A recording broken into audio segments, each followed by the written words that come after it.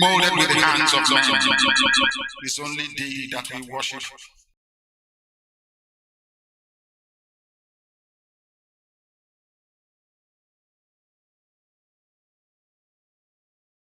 And to hand over to thee all that we can ever This very family of IPOB, you molded yourself, you decree that IPOB must come, and now that we have come, that we may worship thee, O Elohim, please accept our offering of praise and sacrifice unto your holy name, because there is no other like thee. We will continue to adore thee, we will continue to worship thee, and as I said,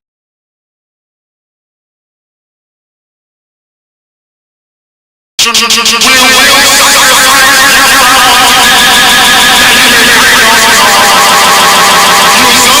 that sees the hearts of men. If there is anything that we are hiding, if there is anything that we have concealed from our people, oh Elohim, you will judge us very harshly. But if our hands are clean, our hearts very pure, you will bless IPOB, and you will bless me, and you will bless my family, because it's a promise from you. All our hope and our trust is upon thee. May your name be glorified. May you be exalted. May you, O Elohim, be praised. Now and forevermore we pray.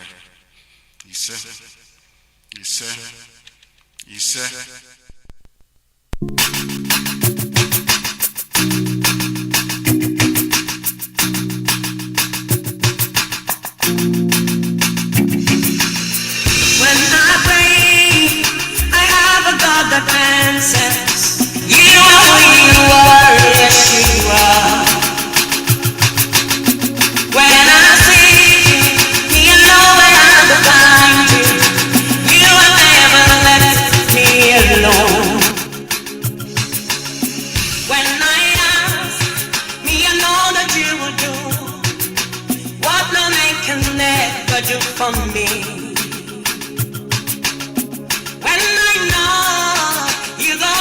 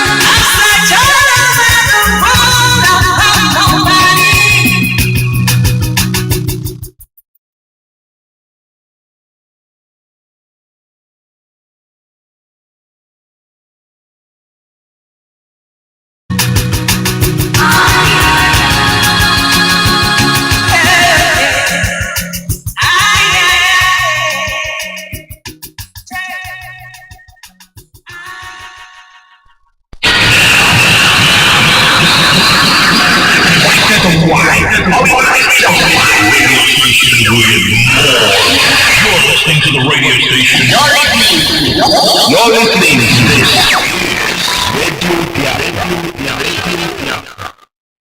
We are not like other people. Because as I once reminded you before we came, there was nobody like us. Now that we are here, they pretend, they copy, they emulate, they fabricate falsehood.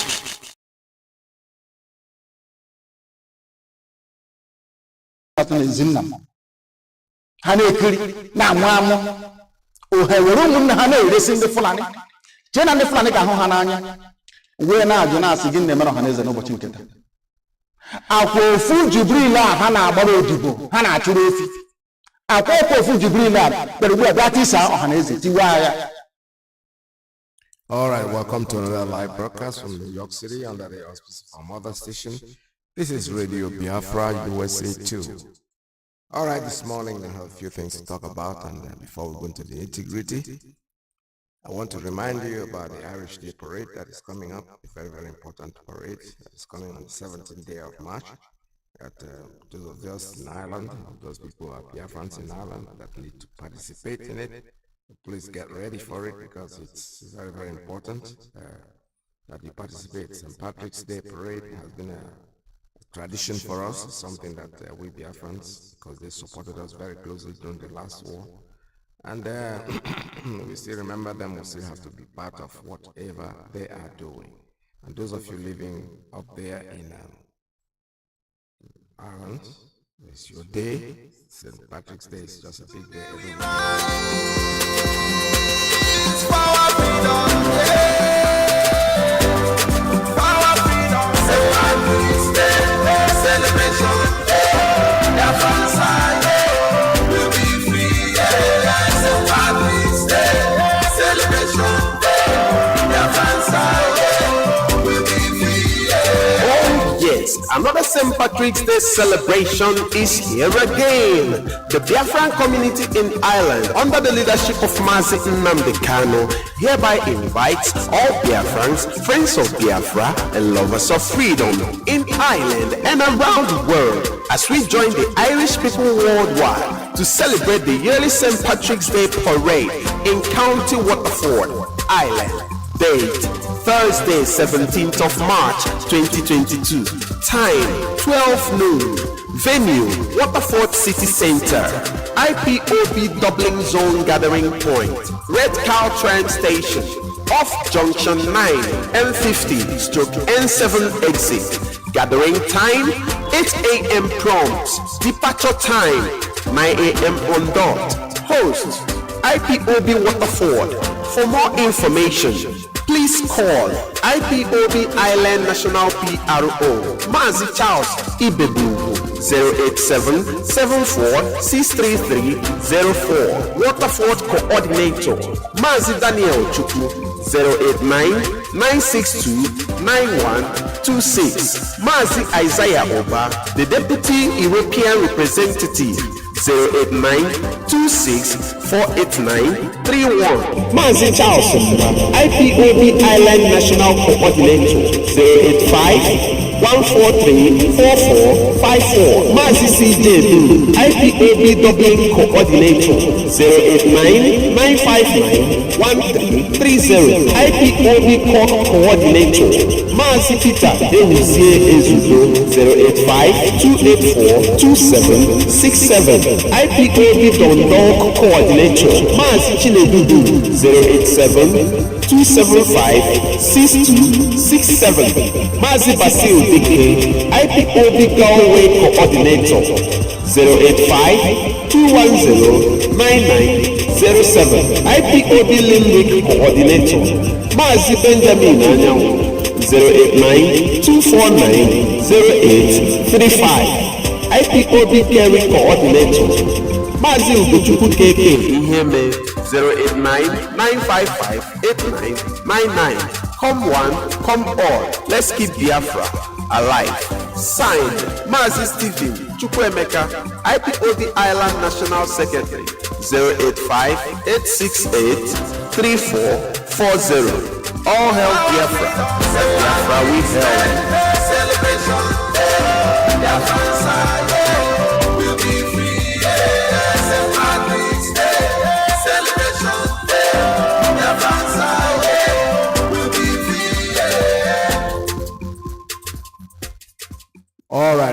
Patrick's Day celebration coming on 17th day of March. It's a very important day. I went to my high school, was St. Patrick's College, and we observe it. For us, it's like a big thing. So, still on. Biafrans in Ireland, please make sure that you take note of. We'll be talking about this, we'll be talking about it over and over until that day comes in. We should join them in that parade. We should have our own group, our own set. So it's a big thing. For those of you living very close to Ireland, those of you in England who think you can travel, that'd be wonderful to give off the crowd. All right, I have here a very special notice announcement that is being made. This has been said before, and we're still repeating it from the day we're on. There are people out there who just want to do their own thing, but we're not stopping you, but we're making it official. It says, notice. The indigenous people of Biafra, IPOB, Monday sit at home has been long cancelled. I know, I remember that. There was a jingle towards that in both the broken English, the Igbo language, and a couple of other languages. It says, sit at home on Mondays has long been cancelled in Biafra land. Therefore, any person or group of people trying to use the name of IPOB leadership to enforce people to sit at home on Mondays are anti-IPOB and such should be ignored. We've said it before, we're saying it again. From the name on the IPOB has been cancelled. In fact, originally we said it was suspended, but now we can see that it has been cancelled. If you choose to be at home on Monday, you are on your own, but nobody has the right. Nobody is given the power to stop anybody that goes about his business on a Monday because it's officially been cancelled. That lots of people go out there and start harassing people because they think they are violating a standing order. No, it has been cancelled, so we're making sure that we make this very, very public. And for those of you especially, not those who are going to about their normal business, but those of you who think that it is your right to go out there and harass these people that are doing their business, their legitimate business, that is not right. We don't want you to do that. It is not acceptable at all in any shape or form. It's been cancelled. We have said it before. We're saying it again and again and again, and we'll keep on saying it until then we're on Tiana. All right, coming to whatever is happening in Ukraine and Russia.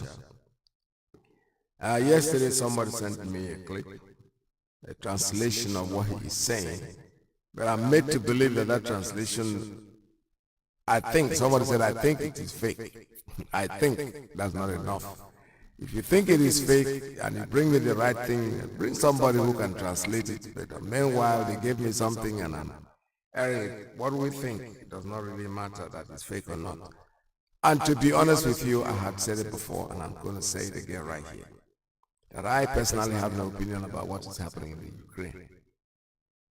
Whatever Putin is doing, that has nothing to do with me. I don't give a shit what he does. I don't give a shit how many people he kills. I'm not being insensitive, I'm being honest and factual.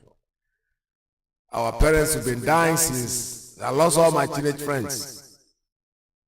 No white man spoke about it.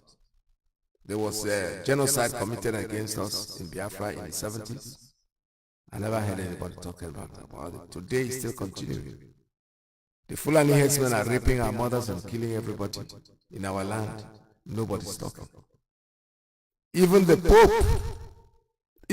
Pope of all people, who knows that 99.9% of Biafrans are Christians, most dominated by the Catholic Church. Let me not talk about Pentecostal because that one is a little common to the business. I grew up in a home where Reverend Fathers, if they visited your house, basically it was Irish priests. If they come to your house and your friends, I remember as a little boy, when we see a car parked in front, because they are the people that had cars in those days. So, oh, Father, if Reverend Father visits your home, it's a grace. It means you are very special people. They visit your homes, even though most of the things they were doing in those homes. As a child, for me, when I grew up as a teenager, I started discovering that the people were satanic. That is why the Satanism goes with them. The Pope sits down there. There were people, journalists that cornered him. Cornered our Arinze. Arinze is the next man. He's the Secretary of State to the Vatican. They cornered him and they asked him a question. Why is your Pope not talking about Biafra? And the man gave them a rude answer. Well, do you think the Pope has time to start thinking about Biafra? He does not interfere in the internal affairs of other countries. Today, the Pope is speaking about Putin and whatever country they are bombing. He's talking about it. He does not interfere in the affairs, the internal affairs of other countries. He has forgotten that. Arinze told us that. He's the Secretary of State. I wouldn't say I'm quoting the Pope, I'm quoting Arinze, who said that the Pope does not interfere in the internal problem of nations. Today he's talking about what is going on in Russia.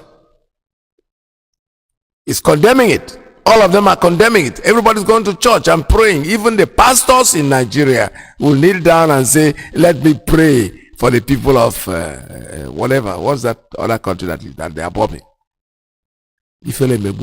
Right in your backyard. They are slaughtering your children. They are slaughtering your mothers, your brothers, your cousins, your nephews. You will not say anything. Then all of a sudden you're kneeling down and you're praying for the people that are being bombed. That's what we call you in my other language. Drinking Panadol and another man's headache. When meanwhile your own headache is killing you there. You are not drinking for you are drinking for somebody else. All of you are hypocrites. All of you God will destroy you. I'm still saying it, Great Britain. I wish that Putin would just drop one bomb there, just tomorrow. Please. So that these people will realize that they are the problem of the world. Nnamdi Kanu is renditioned. He's a British citizen.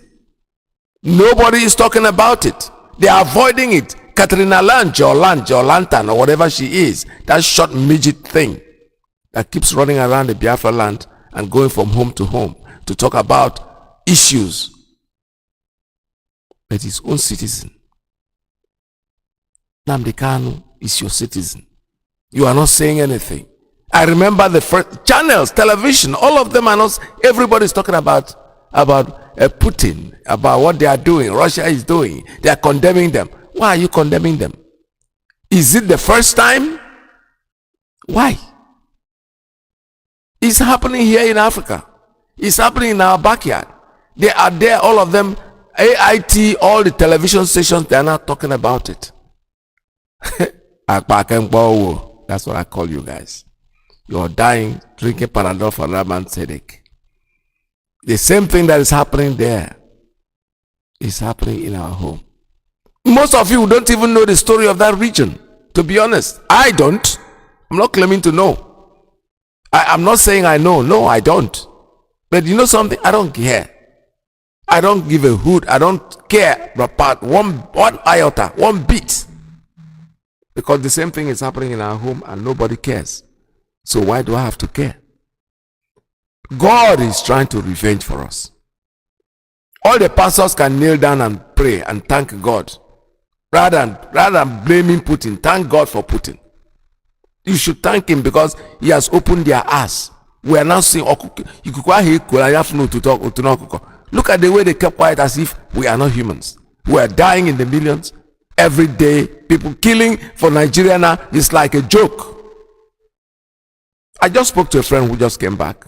He had relocated to Nigeria. In fact, he's a Yoruba person, a very good friend of mine. He called me and we were talking. And I said, how are you enjoying Nigeria? He said, my brother, I did for JLO. I mean, my house that I'm in prison. I don't go out. He said, because you are going out, you're not sure you're going to be back. He said, I don't go to parties.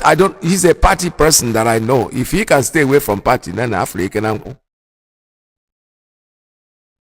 He said, I've relocated back here. He retired, he went back home. His kids are grown. They are all living in this country. You know, they are men and women. They are not just boys or children, no.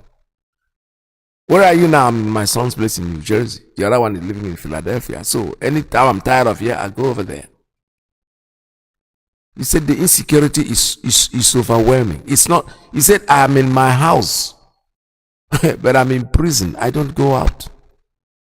I don't go anywhere.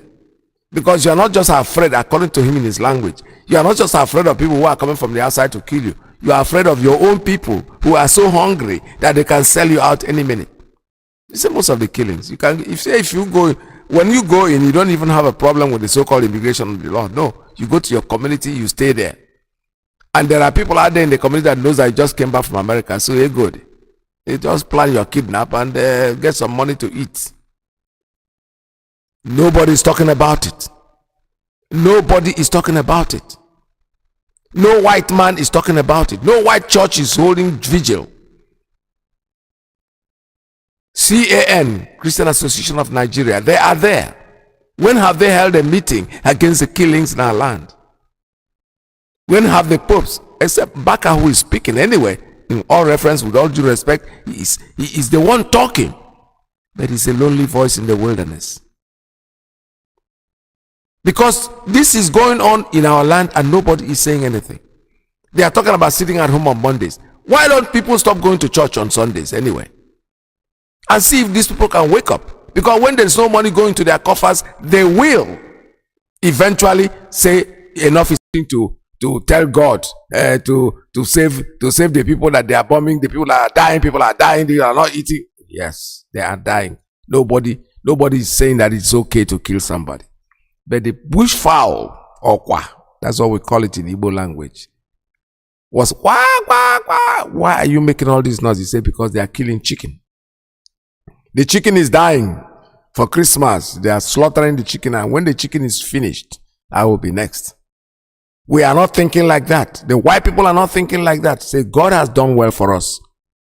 For bringing the madman, whatever they call him. I don't call him a madman. I call him somebody whom God, God uses a way. It doesn't matter. God can use a philosopher. God can use a rascal, somebody who is nobody, somebody who is a drunk in the community. We see them all the time in the villages. They look drunk. They are talking. People are not paying attention. But when you listen to them, they are the ones that see all the men that are pewing in the night. They come there and embarrass you. And they say, they wave him with the back of the hand. I don't mind this man. No, God is using him to tell you a story. God is using him to make sure. After all, who's Moses? Moses was a child thrown away that was picked up. But God decided to use him to save his people. So that is what is happening in the world. They are killing us and nobody is talking. Now, God has raised Putin to dump some bombs on them so that they will realize and wake up. Now, everybody is running up and down. This Putin thing has not taken 3 weeks. It's probably not a month yet. Let me not exaggerate it. Since this whole issue started. And the whole world is crying. Everybody is crying. Everybody is going to church now. Even the pastors in Nigeria who are living where this thing is happening. One of the pastors, they call him Adelaja or something. I will use his name. He is somewhere there. All the buildings, all the what I have suffered for has all been destroyed by Putin. I'm in his list. Putin doesn't know about you, my brother. You idiot. You are nobody. You're just a complete lizard that thinks that he's important. Who cares about you? All your buildings, all your monuments, all everything that you have acquired, they have spoiled it. That's what you're talking about.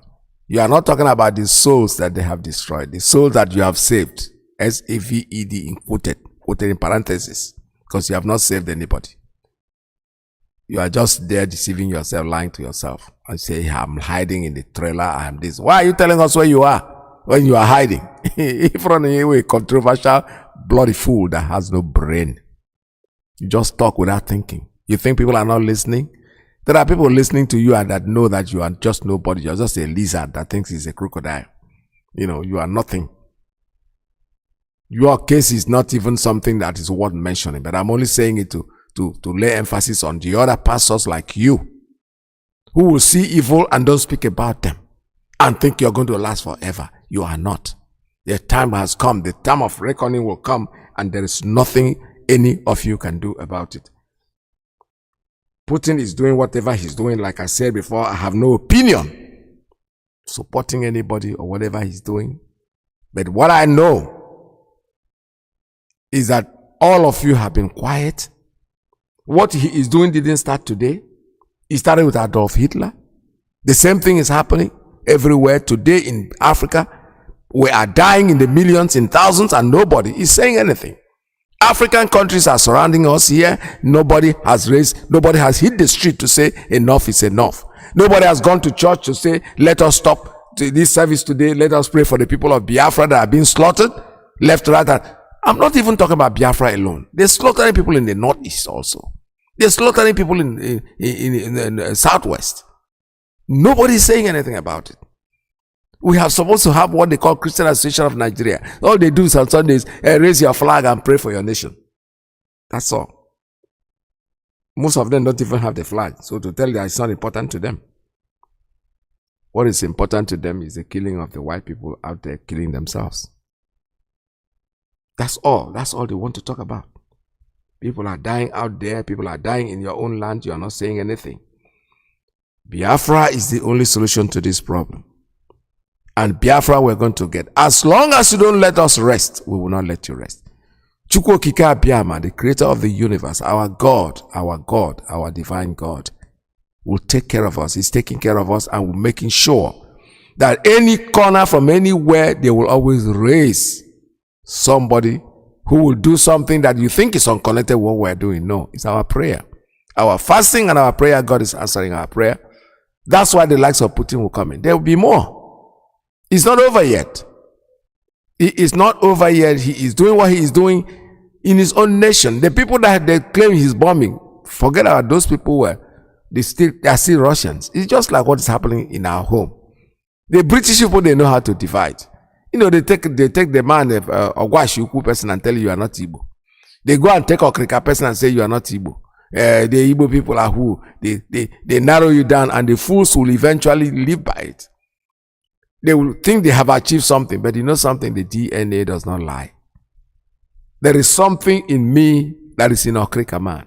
There is something in me that is the man what would I say, Insecurity person. There is something I have in me that is Urobo.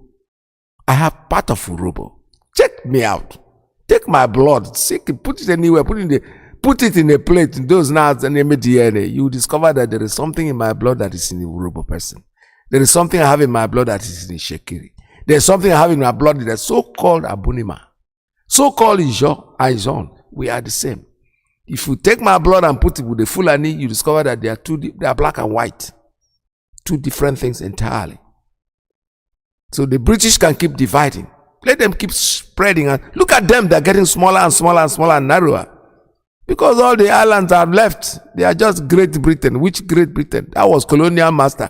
You know, in those days growing up, Zeke will speak English and all of us will say, Nnamdi Azikiwe, also my fathers will come home and die, they will read newspapers, they cross their leg.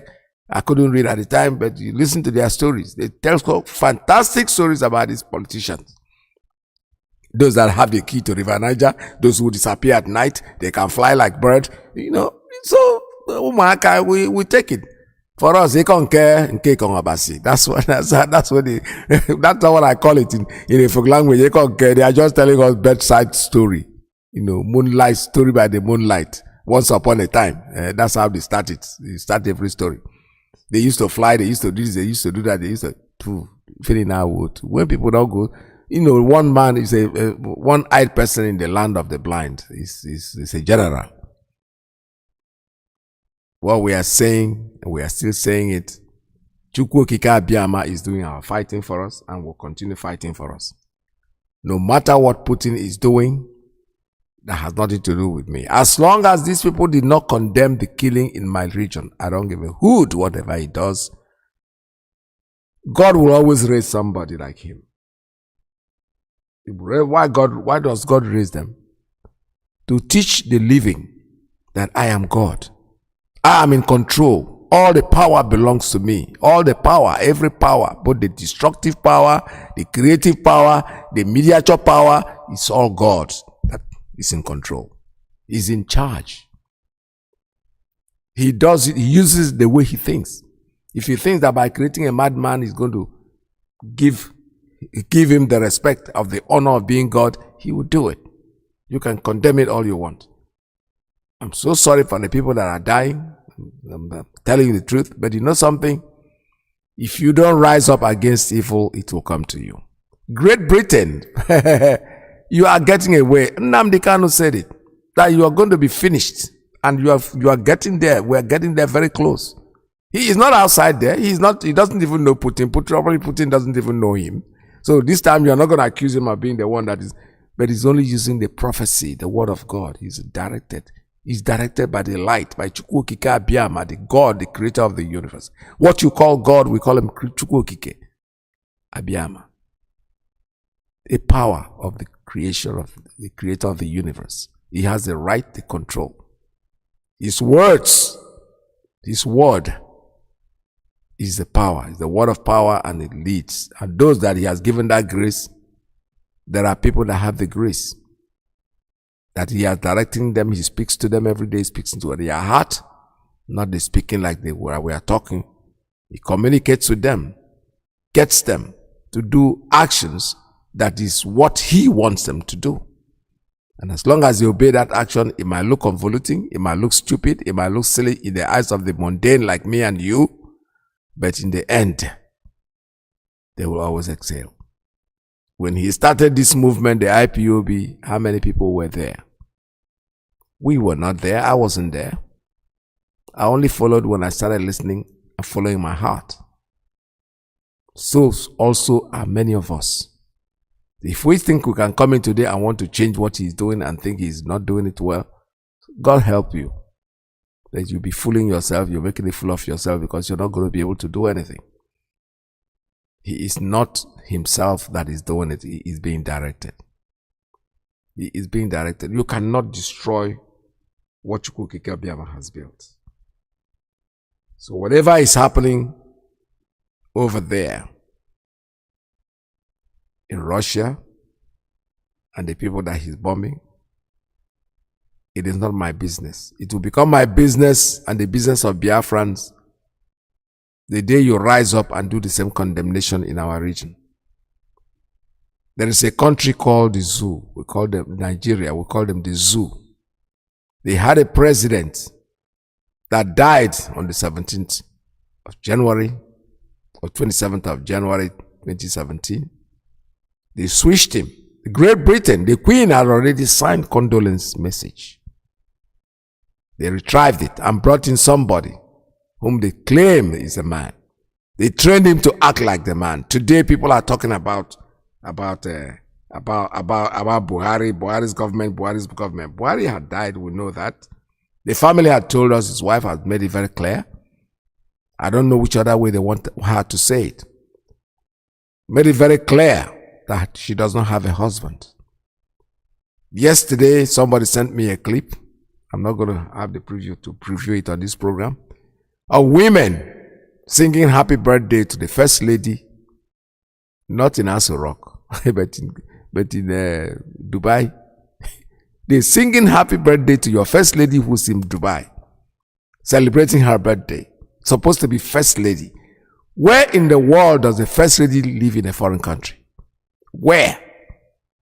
Most of them are not very active, yes. But whenever they're going to do something, either representing their husband in something, or women are having something in their country and they are there, not carrying a bunch of cake, a bunch of women singing happy birthday in Dubai to your first lady. And she is there. And you think you have a president that is her husband? She already told you, don't call me the wife of the president, but call me the first lady. Because she's a widow, she has no husband. She's been widowed since 2017. She has made it very clear to all of us, but we don't want to believe her, and she's running for her life. If Aso Rock, which is supposed to be the seat of the White House of Nigeria, the first lady is not safe there, and she's running to a foreign country. Come on, guys. Joining this to what Putin is doing. Do you think they don't know this? This is why people, they know these things, they will not say it. because it's happening to the black monkeys, people who have no life, people that are not just the same with them. Of course, we are not. We are proving it to them that we are nothing. We make them believe that we are nothing, and we are proving it. They told us we are nothing, and we are showing them that absolutely we are nothing. But you know something? The world will keep talking about it, and there is no way it's going to end. This is Radio Biafra. We are still here. I'll open up the line later on the program, but please don't try to call me now, because I see some people, as soon as they listen and they hear a few words, they want to start calling. We are not going to take calls at this time. Stay tuned. Don't go away. Let me take a very short recess. And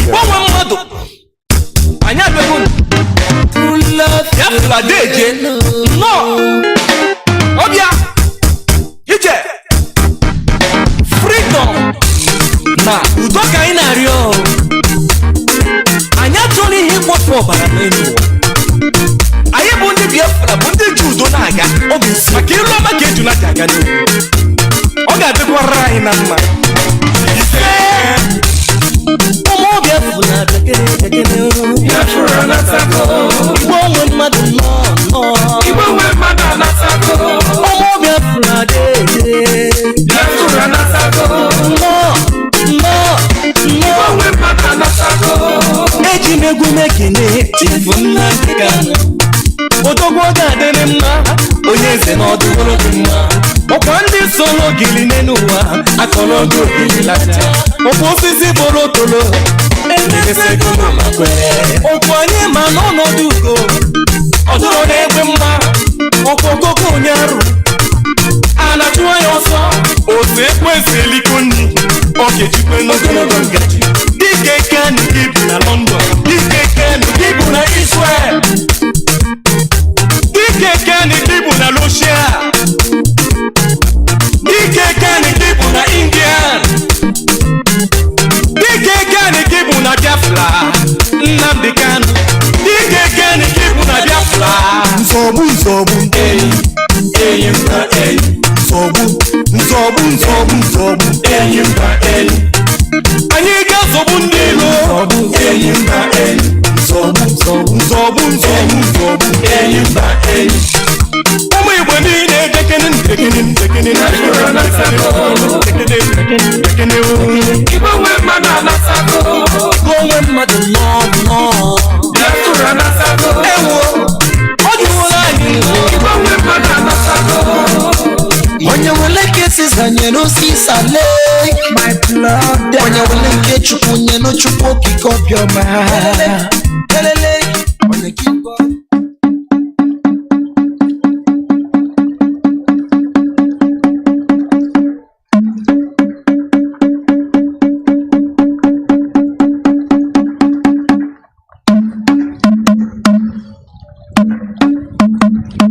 Ekweku amagba. From 7th April 2022, the selling and eating of nama, also known as cow meat, is forbidden in Biafra land. Be warned.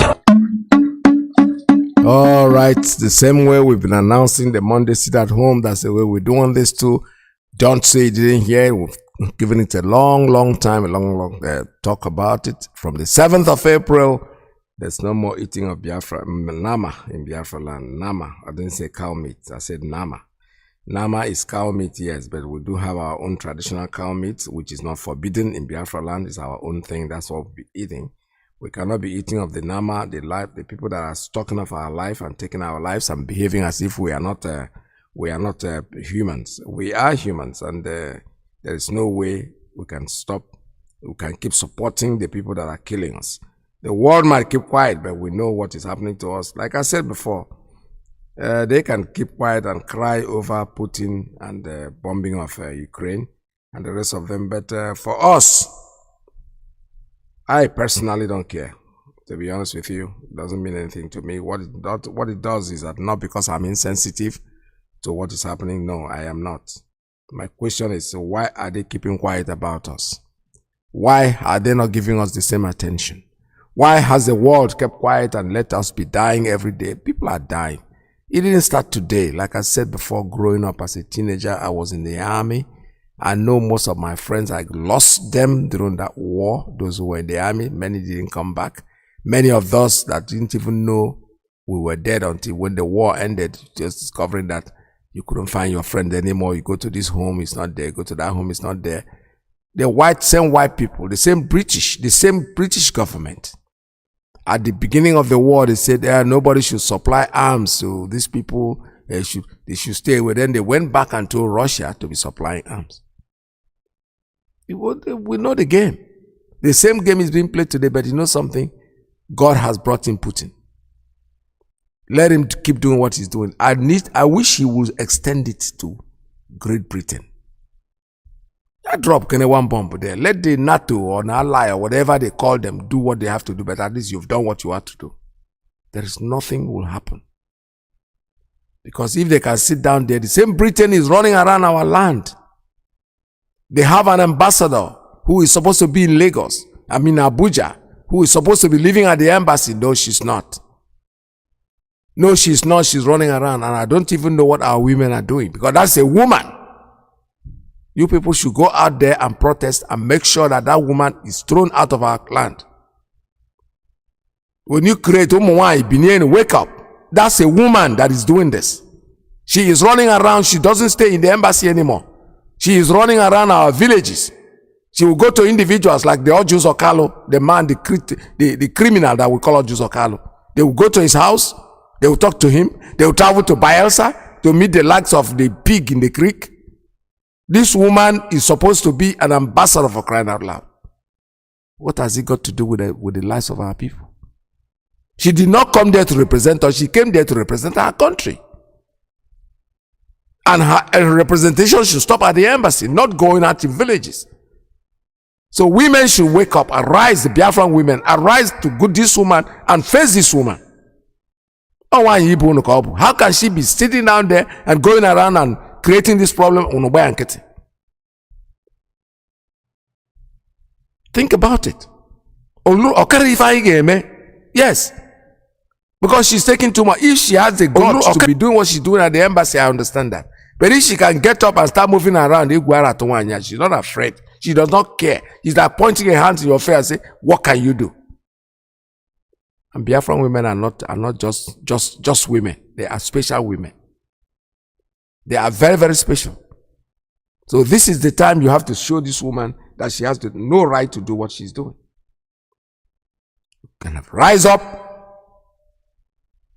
and cut her excesses, because she can't be doing this and we're keeping quiet. Everybody's crying. Putin is bombing Ukraine. They have been bombing us. They are killing us here. The same Britain, the same Great Britain. They are the problem we have in Africa. The more they do this, look at them, they're getting tinier. Everybody's leaving the union. And they will keep living. Very soon they will become rag, because these are people who cannot fend for themselves. That's why they keep on wanting to take where they don't belong. This is where they are just trying everything. If it doesn't end today, it's going to end tomorrow. There's no way you're going to succeed in what you're doing. It's not going to continue, honestly. Our people are beginning to raise up to their responsibility, and that's the way it is. This is Radio Biafra USA 2. The lines are open for you. You can make your calls. Call us. The line is 646-920-4541, 845-344-7984, 929-406-9953. Call us. The line is very, very much open for you. This is Radio Biafra USA 2. As we seek for peace and humanity, it's not at all for vanity.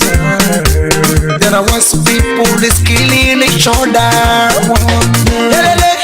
I wonder why my brother, who will be a flag, I'm forgetting the middle. I'm forgetting the middle.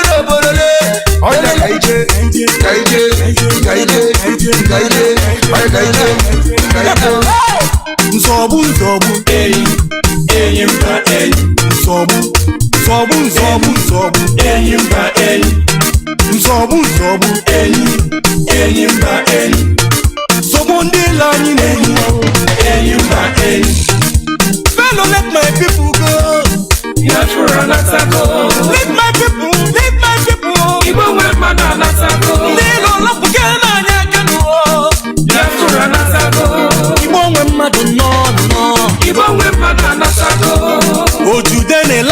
n'udene abụla anụ mana anyị abụla n'udene. The MP, Harriet Hammond, has she not been here to discuss anything? No, she hasn't. She hasn't said a word. Her own constituents have written to her. She doesn't say anything. So what is going on? What is going on? Why has nobody? Hello. All right, caller, good morning. Tell us your name and where you're calling from. Caller on straight line. You're the first caller today. Good day. There we go. Good day, Sir Peters. Good morning. Welcome to the Mazi Peters. There we go. Yeah. I have to thank you so much for the big work you are doing for us. I'm Mazi Chukwode, calling from Umueri, Okebo, a town in Omambala province of Biafra land. All what you said, I've heard it. Yes, very unfortunate. You see how gullible we are. Our people talking about Ukraine yesterday and Russia, and forget about the one that have been with us here since the 40s, since 1940s. Igbo race or Biafrans, let me call it Biafrans in short, has been massacring. They have been massacring us. No one is talking. Talk less of the one of 67, 70. But you see the one of yesterday, people are looking about busy discussing Ukraine and Russia. I have been praying for elimination of Britain. Still, I can't, up till now, I've been historians to tell us the origin of this Britain. The origin of Britain. Because I don't know where Britain emanated from. Because this is the type of wickedness in Britain. I'm the one that even I was against having base in Britain. This is our struggle to have base in Britain. But Onyendu answered something earlier. He said that our problem started with Britain and we will also end up in Britain. That is why I just keep quiet. I shut up my mouth by because I've been wondering why even the Biafra is in London. Because these people, they helped us to the core that all what Britain needs is how to extinct us, to eliminate us from the face of the earth because of what God gave us here. Even I pray that Putin will remember Britain. Putin will remember Britain. I pray for Biafrans to continue tweeting to Putin to remember Britain. Because these people are supposed not to live on earth. All what Britain need all the time is causing problem, commotion between nations. Bring this one head, bring the other one head, knock it up, and they stay looking, laughing at those people. Preference for people is our headache. You see Britain, you see Fulani, you see the Gonables, we live with them here. Sabo, the three sets of people. And I'm suggesting that we start doing something. The fight will start from home. But as they say, charity begins at home. The fight against this will start with us. Because if we don't face them here, somebody is talking about repenting. They can never repent on earth. The stupidity is too much of the so-called this all Jews of Kanu and co. Up to this thing that is happening to us now, they are patrolling themselves presidency 2023, 2022, 2023. You imagine a lady was massacred, slaughtered in her farm at Uli. This is her body. Don't be there by these vagabonds, Fulanese, and these so-called elders. Everybody keep notes up to tomorrow. Now they are patrolling the whole world. So 2023 presidency. I'm looking at these people and say, where do they come from?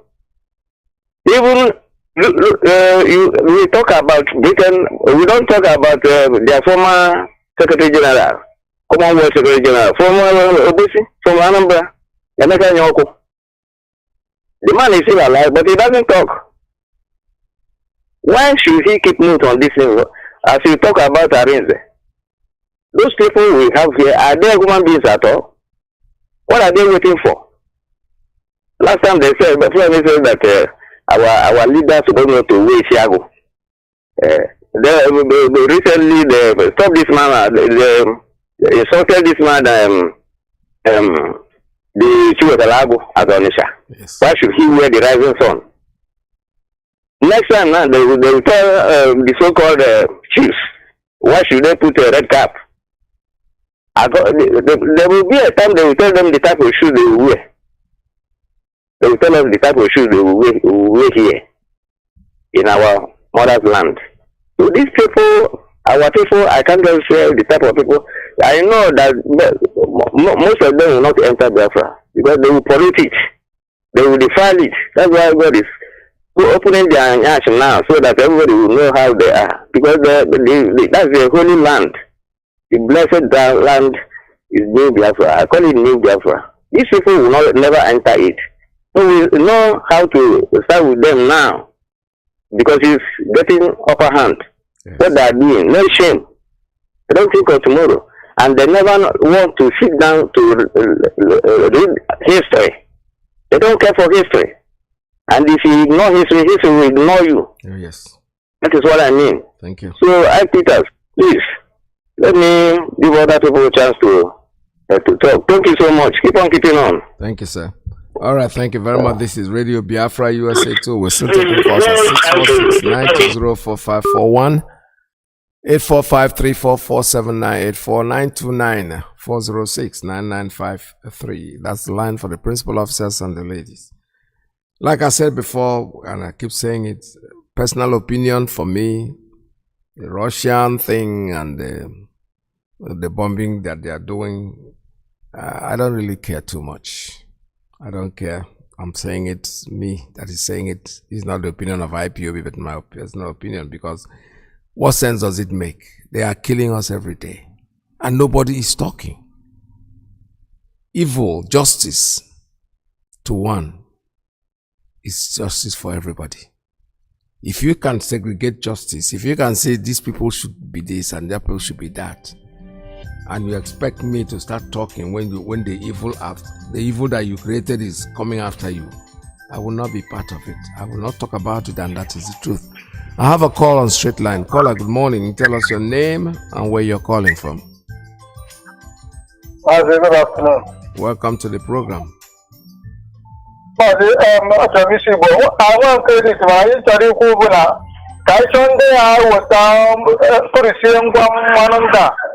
I could say I could shoes when I put the hair and I can down if I knew. So what I would organize the Navaka to I could say the Introduce yourself. Tell us your name, please. Tell us where you're calling from. That's the first thing. Okay. Go ahead.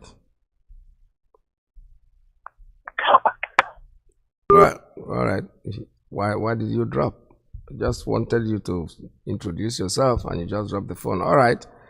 So the line here is still open, 646-920-4541. Please, when you pick up the phone, that's the first thing you do. Tell us who you are and where you're calling from. That's all we need to know before you start saying your mind. Because if you just pick up the phone and you start talking, but we don't know where you're coming from. We don't know where you are. Not that no one, if I may, one will know you, but normally it's protocol requires you to do that. I do that. I introduce myself like every day that I talk on radio here, and I never stop introducing myself. I always do that. All right, I have a call coming in on, let's take this one. Caller on straight line. Tell us your name and where you're calling from. Mazi Iyke Alozie. Welcome to the program. Hey, Yama. I'm Mazi Simon Owanko. From Biafra land. Yes. I'm greeting Biafrans all over the world. And I'm giving special greeting to our leader. I'm wishing him well. I'm wishing him success, that we shall rejoice with him as soon as later. I thank all IPOB members, family members, wherever you are. I'm saying good morning, good afternoon, good evening, or good night, depending where you are residing. Yes. Everything will be happening at the appropriate time. Because God gives time for everything, all what we are doing. Gradually, we shall reach our destination. Yes. Yes. Because very soon, the way it will happen, we don't know, but God knows. And what is written is written. So, process will be on our side. We shall restore Biafra. Yes. And I see that I will see you live. Restoring Biafra, rejoicing in Biafra land. And I'm wishing you long life. Thank you, sir. Our radio presenters,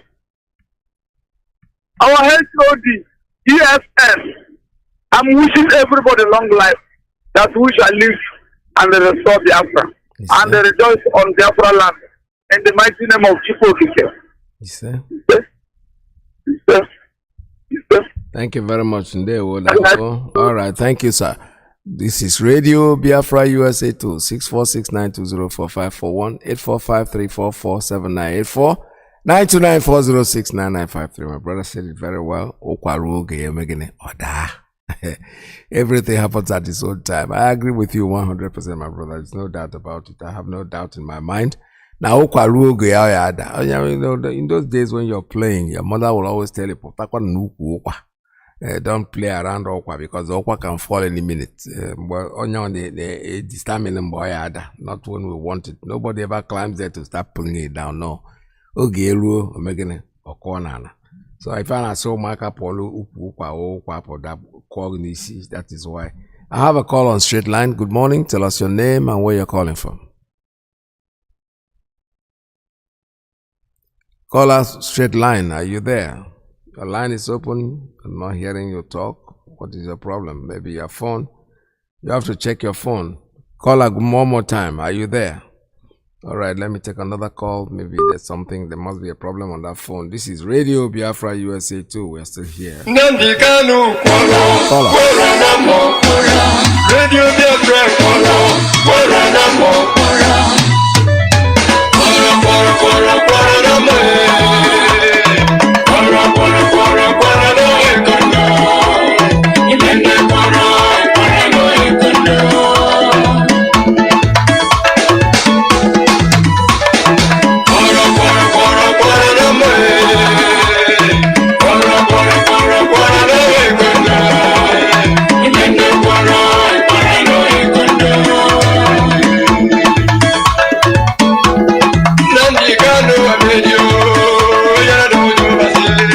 All right, I have a call. Straight line caller. Good morning. Tell us your name and where you're calling from. Thank you, my brother. This is your friend Mazi Iyke Alozie, always calling from Biafra land. Welcome to the program. Good morning. Good afternoon. There we are. Thank you, sir. Yes, sir. So I want to comment on you made mention of Cardinal Arinze. Yes. So when somebody, the journalist asked him why has the Pope not spoken about Biafra, he said Pope does not interfere into internal affairs or something like that. Yes. But I believe the Nigerian government are paying that man. They are mapping out some money for him. That is why he in that position cannot even talk about his own people. Okay. Is he not the same Pope who has been talking about the Palestinians? Is he not the same Pope who has been talking about the Rohingya, what they call Rohingya or something like that? Yeah. Yes. Is he not the same Pope that talk about other countries that there's his problem? But in his own, when they are killing his own brothers, he was even trying to defend the Pope again. I believe the government is paying him. Yeah. It is just the same thing like we have somebody, our brother, in the World Court. I think the president of World Court, our own brother, he has never spoken about this our leader who has rendition from Kenya. I think we have somebody, an Igbo man in the World Court. Yeah. I've made it the president. There was a time he visited the Buhari. Immediately he was made that president of World Court. He came to Nigeria and then went back. He has never spoken about his brother Nnamdi Kanu. So people like that, I think the federal government gives them money not to say something. That is why I really believe that. Then coming to this Putin issue, you have just opened my eyes because I was sympathizing with Putin, but things you have just said now, I just come to remember there was a clip some time ago. Mandela, he was addressing the world. He said the Japanese people were withdrawing from all fronts during that war. Yes, Americans went and bombed through the atomic bomb in Hiroshima and Nagasaki. He said that bomb was not meant for those that Japanese. It was just a statement to the American made a statement to the Russians. That was why that's clear. That I listened to that from Mandela. Yes. He said why America threw that bomb to Japan. It was just a statement to the Russians that they have something of such power. Yes. That if any Russians mess up, they will throw this type of thing to Russians. Now, Putin is telling the British people, because this war has not gone anything, nothing has happened. Putin is displaying his atomic bomb. Yes. I think he's making a statement to the British people, because Nnamdi Kanu has predicted that these British people will suffer one day, and I believe it's coming through Putin. Yes. If Putin is making a statement, if the British people just enter that war, atomic bomb will explode in their country. This is what Putin is. I'm beginning to sympathize with Putin, or liking what Putin is doing, because these British people, like we are talking about Katrina Line or what, our women should wake up and fight that woman out of our Biafra land. She's supposed to be in her embassy. Okay, why should you be coming from? Maybe he has even gone to Iberi if that's not taken. Yeah, Yeah. You see, can you imagine from the rural embassy to villages? Oh, my dear brother, I'm beginning to see the new light now. Yes. So that's what I want to say for today. Thank you, sir. Thank you very much for your call. That woman should be sanctioned. Our women should wake up and ask her why she doesn't want to stay in the embassy. Why is she running up and down the villages? Looking for what? We cannot keep quiet and let her be doing that. The women should wake up. Caller on straight line. Another caller. Tell us your name and where you're calling from. Yeah, good morning, Peter. Welcome to the program. Bless you. Bless you. I am Mazi Iyke. I'm calling from Biafra land. Mazi, bless you. Mazi, our director is a prophet of the Most High. He said it. What is going on now? Our director has said it. But what baffled me that Africa, I thought Africa as the most useless people in life. Africa doesn't know that Putin is fighting for them. Putin is exposing what Europe is doing to Africa. Yes. But you see some of Africa, people that call them intellectual and educated ones, talking rubbish in their mouth. Our director is a prophet. He said that God Almighty will destroy the tent. And he did not told us how he will do it. We are seeing it. Because Europe will use Africa as a bushmeat. But there is time for everything. Europeans will not accept the wrath of God. Now people are talking Putin invaded the Ukraine. Why Britain, Kenya in Africa invaded Biafra? Did any people talk about kill about 6 million of children and women in Biafra land? Nobody care, everybody keep quiet. No, there is time for everything. God raises a nation and God bring the nation down. Yes. And the doctor said, if America did not take down, if America would not take down, God will destroy them. They think that is a lie. America was made by the police of the world. But America left their duty and collude with Britain and destroying people, taking people's wealth, calling it a commonwealth. You think that America go there with the wrath of God. God will use an ant to destroy you people. People doesn't know what is coming. People they think that speaking English, teaching reading grammar, reading in Oxford University will help you people. No. Our director said it. Biafra is the last miracle on earth. and we are beginning to see it. People are talking 2014 here, they kill many people, they kill only souls here. Up to now, people they are killing people in the Biafra here. So who is talking about that? There's something that we say concerning Aris. See, there's no black man can be an Ipob. God rightly, nobody a black man can be an Ipob. It's just always a white man. When I give a black man a talk now to draw a Jesus, he will draw a white man. When I give you a shot to draw a devil, he will draw himself. He will draw himself. That is psychological warfare. They just believe us here. But I want to tell them there is a time for everything. There is a season for everything. Americans, the one. Africans, deliberated. Putin is fighting for you. Don't die on ignorance. Don't die on ignorance. It's time. God is fighting. Mazi, Elohim bless you. God bless you. Elohim bless you, sir. Thank you very much for your call. This is Radio Biafra. I have another one coming in on Principal Officer's line. Let me take this one. Caller on Principal Officer's line. Good morning. Tell us your name and where you're calling from. Please turn down your listening device. Go ahead, sir. Tell us your name and where you're calling from. All right. Am I coming out clear? Yes, loud and clear, sir. Go ahead. Okay. Thank you so much. I'm sorry. I didn't know that you picked my call already. Thank you for taking my call. My name is Charles Umba. I'm National Coordinator of Ireland. And thank you so much. It's been a good day today. And I just want to permit me to make some announcements concerning our next event in Ireland, which I thank God you have already played our jingle on radio, and I heard it was very clear. And but there are a few things I just want to add to that jingle. Yes. And also use the time, apart from the jingle, to invite all our people. So around Ireland. So normally the way we do say good morning, good afternoon, and good evening to all Biafrans worldwide. And then I'm coming from Ireland and inviting every one of us to the yearly event, St. Patrick Carnival, that goes on every year. This event has been on hold since the pandemic for 2 years. So now this is the third year, but thank God that it's now out. And then we have always been very active on this.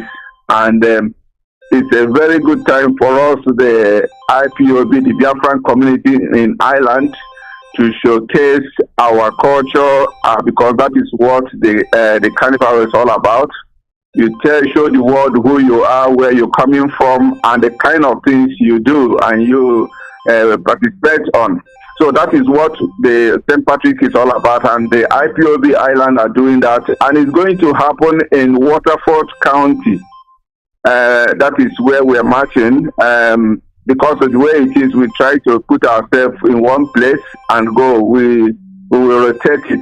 So, but this time is coming to Waterford. So I'm inviting all IPOB and all Biafrans in Ireland to come to Waterford on the 17th of this March by 11 o'clock because of they block some roads.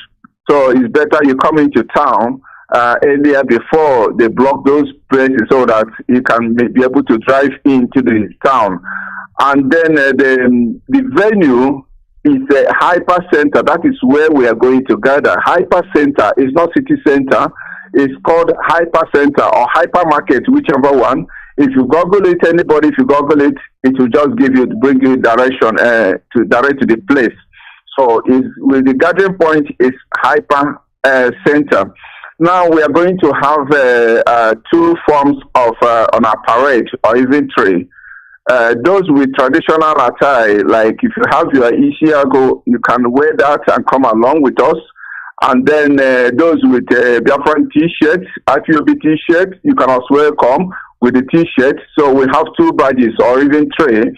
And women with traditional attire as well can as well dress in that form. So it's not about only IPOB, it's about Biafran community. If you know you are from the southeast and you want to participate, come and join us, and we want to make one of the longest queue, on that parade. So please, The numbers are there for you to contact them if you miss your way or the address. So you come down to Waterford Hyper Center by 11 a.m. on that Thursday, 17th of March. That is where we are going to gather before we take off, and to join the queue goes by number. So we'll find our number, and then we know where the number where to fit in. So that's all I want to say now. Thank you so much, Mazi Iyke. And if I still have time, this is my own opinion regarding. I think sometimes our people are going too far regarding. This is my own opinion. This crisis between Russia and then Ukraine. Yes. I know you people are much. You can educate us more because you are there. But then those who are writing up, sometimes they don't remember that we are not yet a country.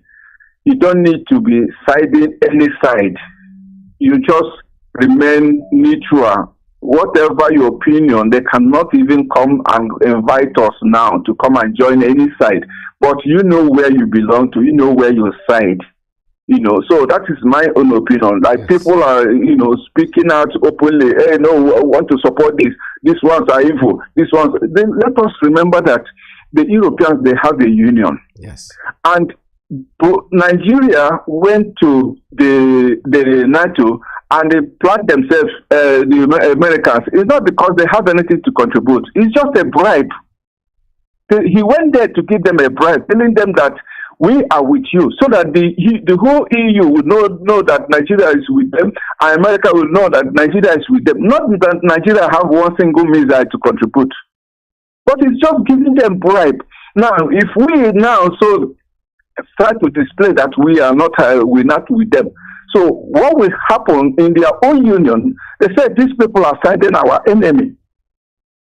So why not we keep silent and then watch things as things unfold? Because it doesn't help us. All these big grammars, all these big history people want to tell us, and they cannot tell us their own history in Biafra land. They don't know, but they will come and bring you history of Ukraine, history of Russia, history of this and that, and then bring it, and then telling the world those things. To me, my brother, I know it's not helping us. That's my own opinion. Thank you very much. If we can be neutral, that will be okay for us. Thank you, Mike. Thank you, Mazi Iyke. Yeah, God bless you. God bless you too. Like I've always said it here on this program, I have no opinion about it. My concern, the only opinion that I have, the only thing that I know is what I talk about. The fact that they have been killing us and none of them is saying anything. None of them is saying anything. Somebody that they call himself Cardinal Arinze, was able to defend the Pope. Oh, he does not interfere in the internal affairs of other countries. This is life. It's not that I'm making up a story. Those are the areas that I'm concerned. If the same Pope who does not interfere in the internal affairs of the other countries would start discussing Putin and Ukraine, then those are the independent countries too. Not because they don't think that we are humans. They think that we are subhumans. We are not supposed to be discussed. They are not supposed to talk about us because we are nothing. But eventually, everybody will one day understand that we are something. I have a call. Let me take this one. Caller on Principal Officer's line. Good morning. Tell us your name. Good morning. Please turn down your listening device. Good afternoon. Good afternoon, Mazi Iyke. Mazi Iyke. Turn down the listening device, please, sir. Yeah, I'm not there. I'm out from that place now. All right. Are you hearing me very well now? I can hear you, yes. Welcome to the program. Okay. Thank you very much. Mazi, my name is Mazi Iyke. I'm calling from Mauritius. Good afternoon from here. Welcome to the program. You know, in what you are saying, I thank you people for the work, for the mighty work you are doing. You know, I pray that Chukwuka Abiyama will bless you people abundantly. It's not an easy one. It's not an easy work, but I pray that God will bless you people. So what I'm trying to say is about what you are saying this afternoon. You know, about what the last caller said now before me about what is happening in Ukraine and the other side. You know, Nigerian government, Nigeria did not support in all those things. Whatever that is happening in another country, Nigeria is supposed to hide themselves in shame, right. Not even coming out to say anything concerning any other country. They're supposed to hide their face in shame. What is happening in another country? What if you check in the whole world today now? What is happening in the world today now? What is happening in Nigeria is 100% kilogram more than what is happening in other countries. There are big iron in the eyes of Nigeria. They have not removed that iron in their eyes, and they are trying to remove a broom, just a piece of broom in the eyes of other people. But the iron in their eyes, in fact, the iron in their eyes, they have not removed it, and they are trying to remove the broom in another person's eyes. They should hide their face in shame about talking another person, about talking about another place, what is happening in another place. That is the only thing that Nigerian people is good at. Talking about another country, but what is happening in your own land, they are not talking about it. Like there's one woman I met just one day we were talking on TikTok. I just made this woman saw the picture that I put about Mazi Nnamdi. I put Mazi Nnamdi picture. She started talking that I'm spreading war, that I'm doing this, and he's an Igbo woman. She's from Biafra land. After talking everything, I now try to explain things to the woman. She said that I should not come to her platform and say this, that if I want to say I should go and do on my own platform. But you are the one that started it. What you started, you don't want to finish it. And you are the one that started it. This is how foolish and useless our people is. They will be in another country talking about what is happening in another country, but what is happening in their own land, they will not talk about it. What is happening in their own home, they will not talk about it. Okay, now look at what is happening in Russia, in Ukraine. And the other place they talk about, and most our people are there, and other countries are coming there, taking their people, taking their own people, going back to their country. Some people are traveling, even free flight, going back to their own going back to where they come from. But our people are there; they have no place to go to. They should come back to Nigeria now. If Nigeria is good for them, right. They don't want to talk about what is happening in Biafra land. They don't want to talk about what is happening in Nigeria. They should go back to Nigeria if Nigeria is good. Other people are going back to their countries, but then they can't be able to go back because of what? Nigeria is not good. Why are they still there if Nigeria is good for them? They should go back to Nigeria. They should go back to Nigeria if Nigeria is good. If they don't want to talk about what is happening in our land, the killings of our people, how they murder our people every day. Now it's happening in Ukraine, and there are Biafran people there, there are Ipob people there. They cannot be able to go back to where they come from. But other people, other country that is there, have all of them have gone back to their own country. But they are still there. Why are they still there? They should go back to their own country also. Even some of the government of all those countries is blaming by taking their people out. How many flights have come to that place to take Nigerian people? How many flights have come there to take Nigerian people home? Our people are so stupid that they can't be able to remove the iron in their eyes. They can't be able to remove the hook that hook them on their leg, and they're trying to remove the pin that enter another person's hand. This is how stupid, this is how gullible and how useless, both in the brain, both in physical and spiritual and mentally. This is how what our people is. They are very useless because they don't know their left, neither to know their rights. The day they will begin to wake up in what is happening, that is the day. That day will be better for them. The day they wake up on what is happening, that day it will be better for all of us. They should remember. Look at Ukraine now today. Now, how many people have traveled out of Ukraine? Even those that is outside country, some of them came back just to fight that war, just to follow to fight that war. And they stayed there and said that they must defend their land. That nobody can take their land from them. This is their home. They can defend. They will defend it. But our people, the only thing they know is trying to, they want to go where they already made. That is the only thing our people is looking, already made. I am still saying it to tomorrow. If worse come to worse, I am ready to come back to Biafra land and follow and fight that fight. I am ready tomorrow to come back to Biafra land and follow and fight that fight. What am I doing here? I am living my life as a slave in the country that is not my own.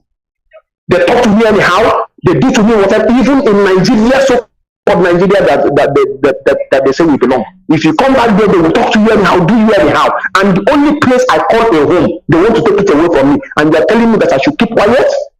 Only day I'm talking about there is somebody, this Biafra thing, you should forget about. I tell them, no problem, people should continue laughing at me. But one day, a day will come, this laugh that people are laughing at me, I will remind you, or I will remind them all about this laugh they are laughing today. I'm telling them every blessed day. If I'm talking about it, they will be laughing at me. I tell them, no problem. You people should continue laughing at me. I am useless. I know I'm stupid. I know. But one day, I will remind you people, this laugh that people are laughing at me today. Thank you. It will not be easy. And there is no how we can get Biafra easily. But one day is coming. A day is coming. I will remind you people about this laugh that people are laughing at me today. And that day is coming very soon, which I don't even know. It might be today. It might be tomorrow. It might be any time. My brother, thank you very much. But our people should come from this big dream they are dreaming. They should wake up from it. Thank you. All right, thank you so much. This is Radio Biafra. I have another call coming in on straight line. Caller, good morning. Tell us your name and where you're calling from. Yeah, good morning. This is Mazi Iyke. I'm calling from Illinois. Welcome to the program. Thank you. I just want to buttress what one of the callers talked about this Ukrainian-Russian issue. I think what we should focus on is on Biafra. I don't know why we are even talking about Ukraine. If you go to Ukraine, probably these people don't even know about Biafra. Why are we talking about Ukraine, Russia? Let us use this energy in talking about Biafra. This is the problem of a black man. The white folks don't care about us. Why do we even care? Well, let us just talk of Biafra. It's so annoying that we are using our energy, our resources. We are paying for this radio stuff, and we are talking about other people's war and affair. I don't get it. And one other thing I would like to talk about is, we have done enough of this talking. I think it's about time that we tweak, the way we are handling this affair. Let's bring in the drama to the zoo. Let us bring in the drama. If we're going to start with this saboteur, start doing something. If we keep talking, I mean, nothing is going to be done. That's all I want to say. Thank you, and I really appreciate what you guys are doing. This show you guys are hosting is really great. I'm just I joined this thing when somebody introduced me into it, and I'm really happy about it. Thank you. Thank you so much. All right, thank you very much. The truth is that we're still talking, when they say we're talking about Ukraine, we're not really talking about them or Russia.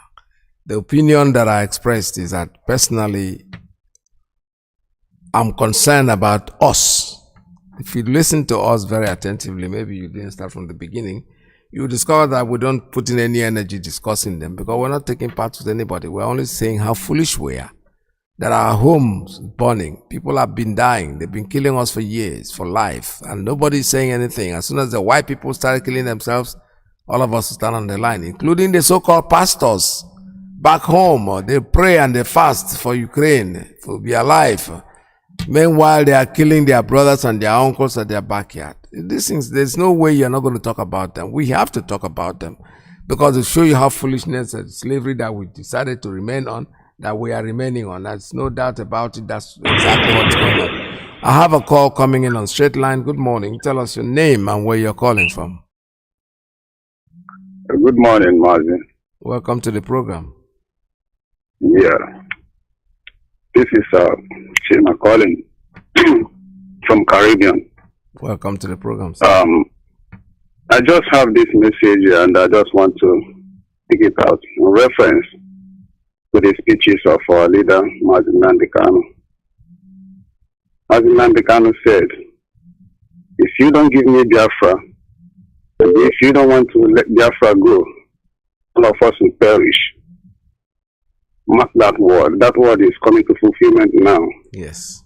And when he spoke that word, he meant every enemies of Biafra. And who are the enemies of Biafra? The West, headed by Britain, and their supporters in Nigeria, like Fulani, and all the saboteurs. I just want to say this.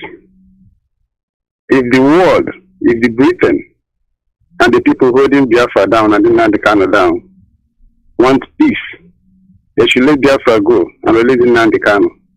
If not, God is going to use Russia, Putin. God is going to use Putin to destroy the whole world. God is going to use Putin to destroy the whole world. For me, this is the literal meaning of that word our leader has spoken. And as I speak right now, I have no doubt that our leader has cried desperately. That leader has cried beyond his own control to God, and God has listened. And God wants to destroy the world because of this single man.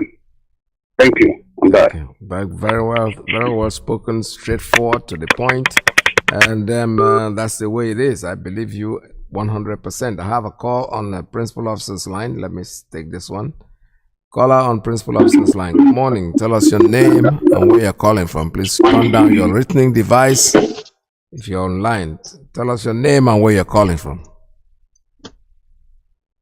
Good evening, sir. I'm Chisom Ejike. Welcome. Mazi Iyke God bless you, sir. Bless you, sir. May God protect our leader, protect our DOX and all our presenter, protect all the genuine freedom fighters all over the world. Mazi, what I want to say today is a kind of irony. Do you know that Nigerian Students Union met the Minister of Education after explaining their grievances? This minister walked up on them, stand up from the chair without even telling them a word, and do what? And go out from that office, that hall where they were discussing. They have never come to apologize for this student union. I wonder. That is why they take politics, even in the school, to bribe some people and to allow some people that are not supposed to head the student union to start holding the student union. The student union president were there, speak. Where are the greater students today? Where are the looters? It's something of irony that students will come out, students that can stop that nation not to breathe for 6 months, come out to lay their grievances about the strike that APSU are going to strike every time. What this minister will do is to stand up and walk out on them. But I don't blame the minister. People that I blame is the professor, those returning officers that leak this election and give to this criminal, call themselves politicians. They will give them how much?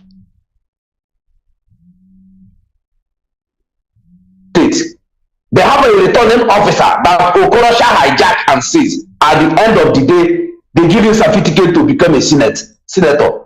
How much are they paying a professor? 45,000. How much is in a year? How much a politician, a senator going home with how many million every month? More than 50 million naira every good month. And you people are there going to strike. You will go to this strike till your life will end. You will keep on going to strike. Cause that you will read for 3 years, 4 years. You will there for 8 years, 10 years. At the end of the day, you come out, you will not even get job to do job. It's time for every person to wake up. It's time for every person to wake up. Nigerian pastors are praying for Ukraine. Shame unto you people. Shame unto you people. Shame unto you people. They have killed somebody. Adopt a pastor. Adopt a seminarian. Do all manner of things. Kill Khan, Adamawa chapter president. Ilya Shaibu is in the DSL, is in the Boko Haram dungeon till today. Pastors have never come out to pray for Ilya Shaibu. If it's your daughter, will you sleep? It's only Mazi Nnamdi Kanu and the rest of IPOB are speaking about Ilya Shaibu. Shame unto you people. Shame unto you people that say you are ambassador of Christ. You are not ambassador of Christ. I will let you to know. How old are you? Christ finished what he's doing on earth at the age of 33. And he has finished what he's doing. Most of you are the 70, 60. But you know how to celebrate your birthday. God will pay all of you. We will pay you, not even God. Thank you. May God bless you, sir. God bless you too. Thank you very much. That's your opinion. It's very wonderful. That's I'm enjoying it this morning. The calls that I'm getting in. I have another one on here on WhatsApp. Tell us your name and where you're calling from. Good morning from here.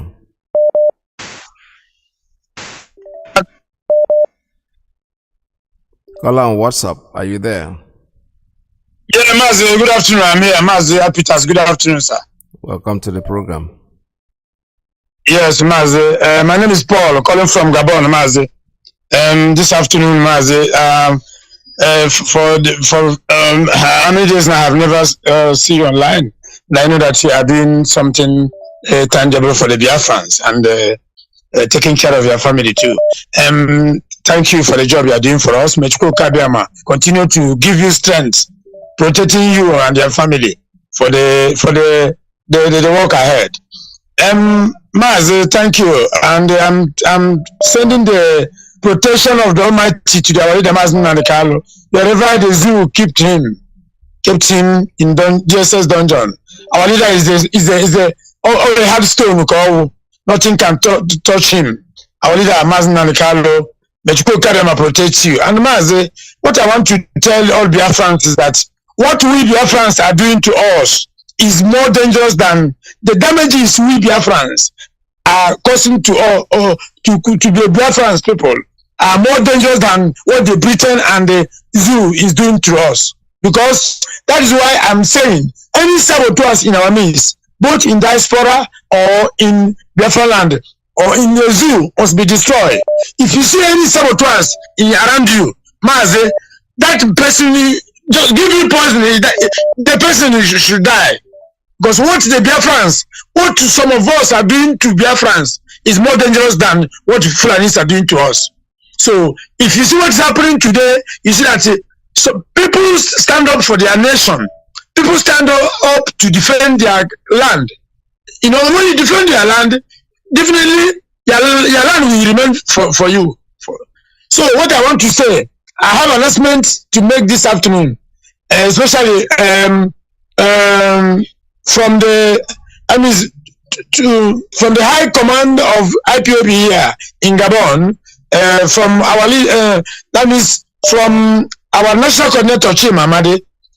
I want to tell all Biafrans here in Gabon, especially those who know that they are in Ipob, all those zones in Gabon, in Libreville here, in Gabon must stand up firm and must remain firm, because we are going to visit them any moment from now. I've started from Kembo zone. I was there last Friday, and today we are going there to make sure that we tell them and we let them to understand what is happening and how to continue hitting harder so that Biafra nation, because Biafra we are talking about, Mazi, Biafra is here. We must work hard. All IPOB around the world, all coordinators around the world must stand up, because no going back. Biafra must be restored, because the zoo, as I'm telling you, the zoo is going 6 feet. They are now 4 feet. And this year, the 2 feet must complete. They're going 6 feet. So all the whole IPOB in Kembo zone, this afternoon, we are expecting you to come to the meeting, because everybody, every zone in Gabon must rise up and do the needful, because Biafra we are talking about is there already. So Mazi, what is happening in Ukraine and Russia, anything God knows He can do for so that the United Nations, all the whole world, all the whole freedom fighters, all the whole people who love freedom, let them rise up because of what is happening in Russia and Ukraine. So, and Biafra must be free. Yeah. Biafra must be free. Thank you. Thank you, Mazi. Thank you so much. All right, this is Radio Biafra, USA 2.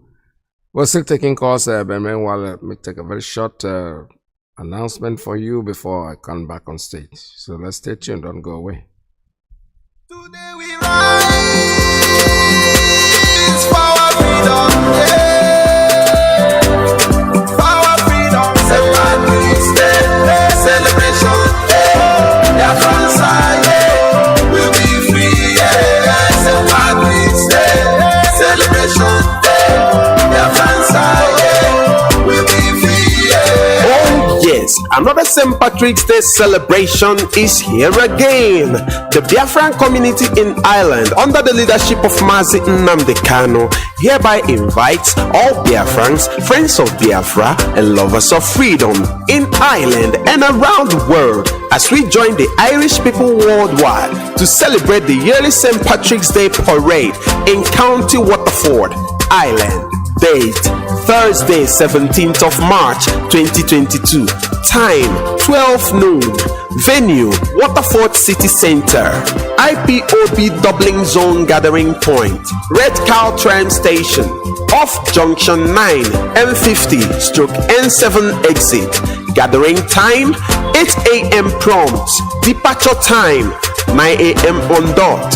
Host IPOB Waterford.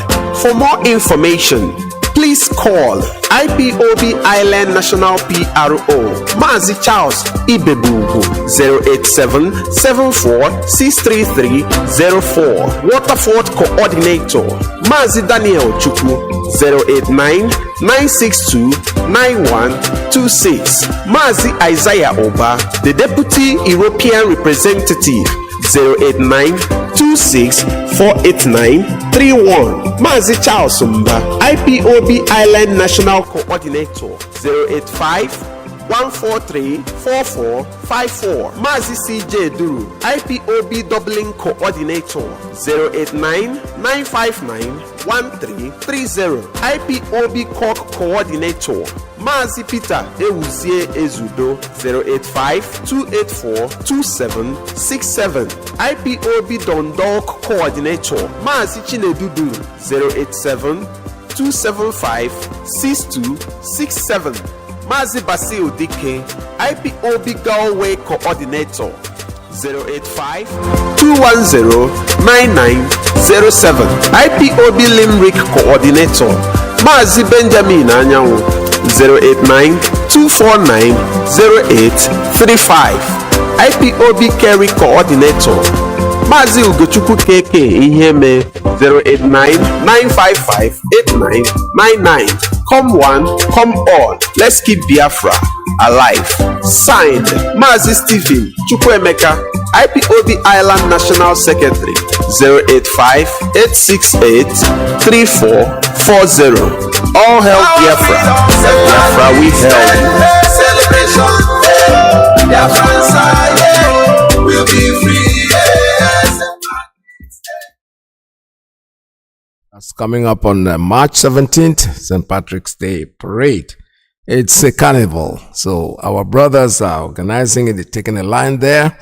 Like the coordinator just made the announcement, those who have the Ishiago, the traditional wears, the women, and those who have the Biafra t-shirts, occupy a very long line, and they're inviting all those in Europe who want to participate in it. It's a very big thing in like I said before, I went to high school called St. Patrick's College, and over there we celebrate it. Like for us, it's like our Christmas. It's like I wouldn't say Christmas. It's like a big. Sorry about that. It's like a big celebration for us. They're over there, and we don't take it seriously. We take it very, very seriously. It's something that happens by the year, every year, once in a year. All right, I have a call on WhatsApp. Good morning. Tell us your name and where you're calling from. Good afternoon, sir. Welcome to the program. This is Wazwa. I'm calling from the zoo. Welcome to the program. Mazi, I want to. That's one of the callers talking about that we are spending our energy talking about the war in Ukraine and Russia. We are not spending our time talking about them. Saying something that is very. We are setting this record straight. That over the years, Biafran were being killed every blessed day, till today, and the whole world look away from that. There nobody. They all keep silent. Nobody talk. UN is for the whole world to take. They are the one responsible to take care of the whole world. But all the killings in Biafra, we are tweeting. They can't say that they don't know what is happening in Biafra. But nobody want to talk. But now it's in Ukraine, it's only barely a week plus or 2 weeks. How many people that have killed there? About 100 people. Now the whole world is confined now. Everybody's crying. But we that we're being killed every day. Our life doesn't matter. So this is what we are telling the Europeans. They don't want to talk. They don't want to look. They don't want to look into our case. But nothing that happened to Ukraine, everybody is now talking. This is what we are saying. That's why we are calling them. That's why we nothing concern us to whatever that happened there. It doesn't concern us. That's correct. Now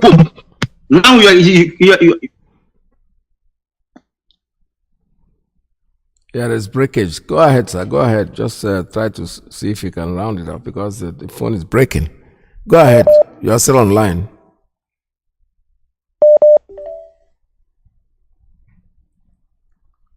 All right. I don't know what's happening. The line is breaking and I'm not hearing you anymore. Unfortunately, if this is the cause.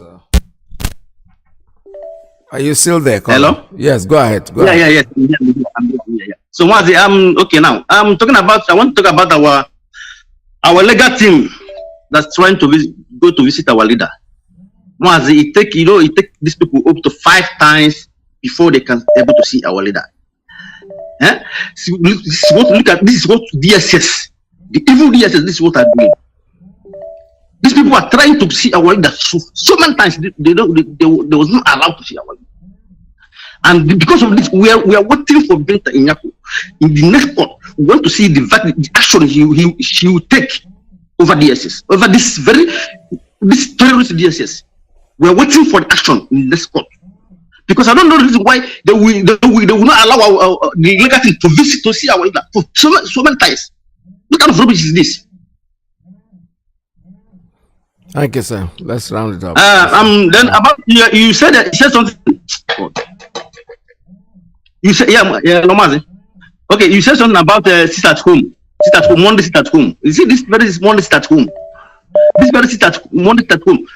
Is the people that are giving problem there is criminals. And I want all the market in Biafra, all the people that do their business in Biafra. If anyone come there to embarrass them, if anyone come to the market to do anything, they should kill the person because those people are criminals. Going around to delete the name of Ipob and Biafrans. Thank you. Let's round it up. Let's go. Thank you very much. Your message has been sent and it's very, very clear that what you spoke about Ukraine. We are not supporting, we're not spending energy talking about them. We are not talking about them. We are only trying to lay emphasis. Like I said before, I've said it before and I'm saying it again. I have no opinion about what is happening there. My concern is our people, our pastors who will go out there and kneel down and fast and pray for them. But meanwhile, they are killing your people in your backyard. You are not saying anything absolutely. You are not condemning it or you're not even praying for our people. No. But as soon as it's their concern, you take it upon yourself. You're taking an opinion. You have a point here. And like my brother who called and said, a lady said, you're trying to spread war. I've heard people like that. It's not new. People that have gone overseas like me that cannot even think of home, of even going home. So they are here perpetually forever and ever. I have a call coming in on straight line. Let's take this one. Good morning. Tell us your name and where you're calling from. Mazi Iyke Alozie, good morning. Welcome to the program, my sister. This is a baby calling. Mazi, thank you for your program this morning. As of if any the same thing in my mind. This our freedom is only going to come from us. There is no one. All these things has been going on since 19 But thank goodness for this Radio Biafra and also social media that would allow us to see what is happening in other countries. So we just have to fight for ourselves. But what is disturbing me this morning? The Nnewi South, 10 communities from Nnewi South contributed 25 million to bring the Bubagu into 10 communities in Nnewi South. And I'm wondering to these people, they are collecting money from Britain, from all these people to kill their own people, so that we can never focus our attention in Biafra. I don't, all these saboteurs among us, something needs to be done. Because after I'm here, it's Nalo Madego. Nalo Nya will say go on and not, then we'll be and other communities. Then, because then we'll WhatsApp. Everyone our leader will broadcast and use WhatsApp. And personally I've experienced it in the past 1 week. You may make a call to Nigeria. You'll be hearing, you pay attention, you know, noise, like Ebana grind, meaning that they are really putting in use that machine they spent so many billions buying to track our phone calls and everything. So please, let us stop using WhatsApp.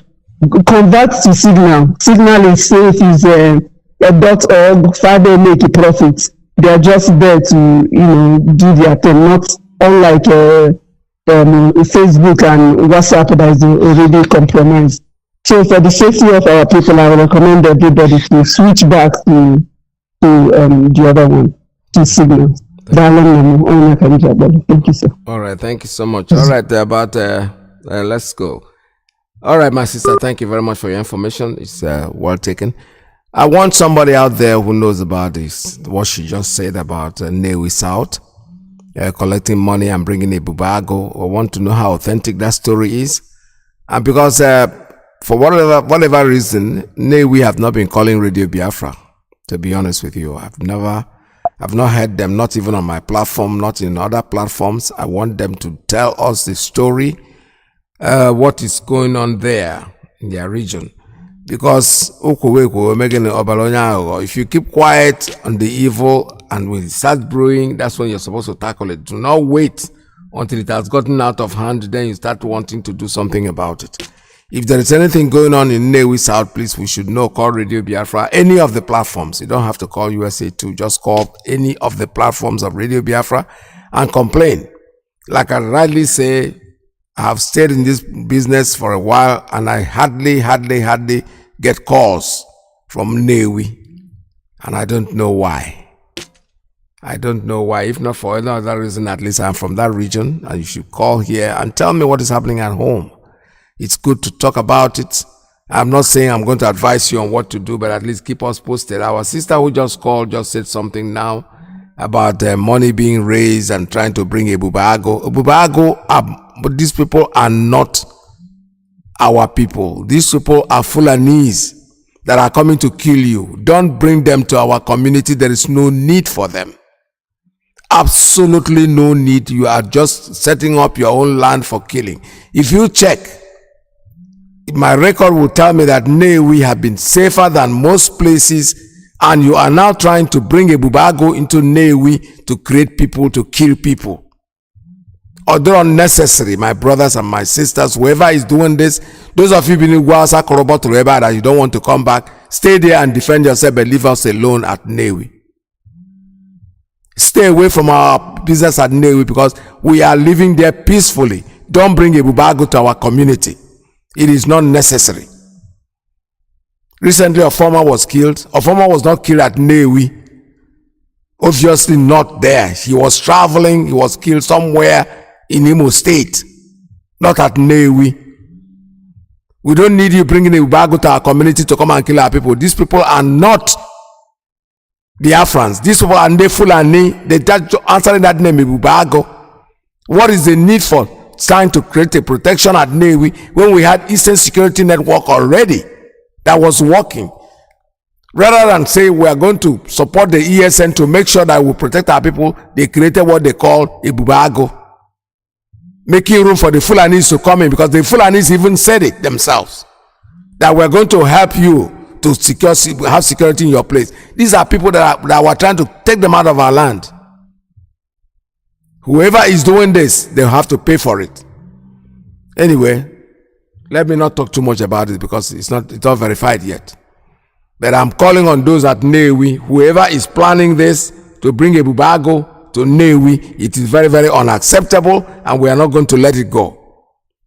It is very, very clear that Ebubago that you call about, they are not Biafrans. These people are Fulanis that have come in the name of Ebubago to kill our people, and you want to bring them to Nnewi that have been very peaceful. We've not had incidents at Nnewi. Let them come down. Whoever is doing this will know you, and we know the way we act at Nnewi. If you stay in the north and you want to die in the north, that's your problem. But protect yourself in the north. I'm not saying you should just hands down. If you want to stay there, you have the right to stay there. We're not asking you to relocate or anything. But if you're going to stay there and want to create problem for those of us at Nnewi, you will not let it happen. It's not going to happen.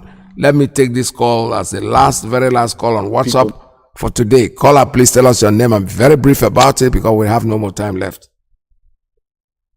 Yes, Mazi Peter, thank you for having me. I know I have been calling since you opened your line, but today is really busy. Anyway, thank you for bringing me in today, and thank you for what you have been doing for Biafra. Mazi, I'll make it short. I know you don't have much time. Mazi, what I want to say here is the people that are complaining that what concerns Russia and Ukraine, why are we focusing and talking about them so much? My brothers, we are not talking about them so much or using our energy. It's because the world stood up for what is happening in Ukraine only 3 months, only 2 weeks ago or 3 weeks ago. But what is happening in our country, in Biafra land, the world never stood up to say something of that nature. They keep quiet. They never know that we are dying. Now they realize that people is dying in Ukraine. What an hypocrite they are doing. And we want us to keep quiet. You see, now they have filed a suit to ICC, International Criminal Court, to bring Putin as a war crime. Why Obasanjo that killed 5 million Biafrans is still alive and moving freely? Nobody have bring him to ICC. E.Y. Danjuma is still in that country, moving around, talking jazz. Nobody have bring him to international community. What's his name? This guy again. Yakubu Gowon. All of them, they are there. Nobody have find way to bring them to international community court so that they may sue them for what they are committing. Now, something that be happened for only 3 weeks, they want to sue Putin to come to international criminal court for crime committed against humanity. But those have committed war crime. Those have been committing genocide. They never thought about them. They never decide to bring them to ICC, International Criminal Court in The Hague. They can't do that. Mazi, you see how the world rotating. You see why we are talking about them. This is one of the reasons we are talking about what is happening between Ukraine and Russia. So we have to talk so the world will hear that they are really doing bad in this world. Divide and rule, that's what they're doing. They don't believe that we are human. I will tell that they are human. Mazi, I don't know if the time permit me. I want to say something here before I drop. There's a guy that called Mazi Iyke Alozie program. He says what we talk about Ukraine and Russia, somebody, I think you play the clip. He says somebody translate that clip, translate it to him. If that guy did not mention anything Africa, in that something. Mas, do you know that you can use one language? I miss a lot. One language, you miss a lot. Mas, I'm not here to boast who I am. Mas, I speak more than 5 languages. I speak Russia, I speak Ukraine, I speak Dutch, I speak French, and I speak English, and I speak Igbo, I speak Yoruba. Mas, I'm not here. That thing demand, I will speak something in Russia now, and let that guy, if he can listen, if he knows the language of Russia, he will tell me. Let me put it now. You will not hear me mention Africa, but I mention Africa. For example, I say like this. The people that come from Africa country, Narodny, Chorny Narodny, meaning, I didn't mention Africa here, but I said Chorny Narodny. I mean the African nation or black nation. When I say black nation, I have already mentioned Africa, but I did not mention Africa in what I say right now. So there's something you can say in a language that means a lot, but people will not understand it. Tell that guy that interpret this thing to you, either he did not pay attention, or he did not know Russian language, or he did not play the right clip. That's what I want to tell to this guy. Mazi, thank you for having me and God bless you. Thank you very much. Thank you so much. Yes, the point is that the clip that I played, the person translated it the way he can. What I'm trying to say is anybody who thinks that he's making it up, it's okay. It's your opinion too, but give us your own better translation. Not that saying that he did not mention. No. If you understand the language, tell us what he said. I'm not here to judge whether he said it right or he said it wrong. But the truth is that I wish he had said what they translated, because it sounded very well with me. I have a call. This call, let me just give it a grace because my time is up. Caller, good morning. Straight line. Tell us your name. Please make it 2 minutes. Good morning, Ikepas. There we go.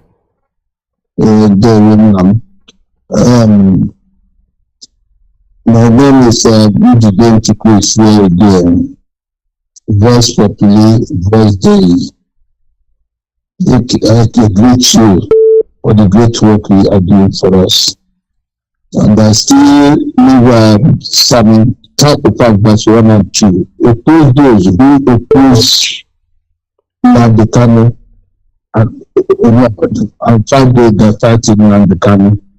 Oppose those who oppose Ipob and DOS, Lord, and fight those that fight Ipob and DOS. Sorry, I don't have to interrupt you, but I think our time is up. We don't have time. Just go straight to the point and tell me what you want. Okay. Because I Peter just what we can drop or we can drop. Even my CI Naka, UCI Naka, the whole Biafrans, even my CI Naka, we are to make Ota. Even my CI Naka, you are to make Ota. Even you will go if I will go at it. What will do? I don't be a single the Bagman name. Two, I mean, which was the contract last time. Could you say a man of ways now IPOBs? There are stack interests.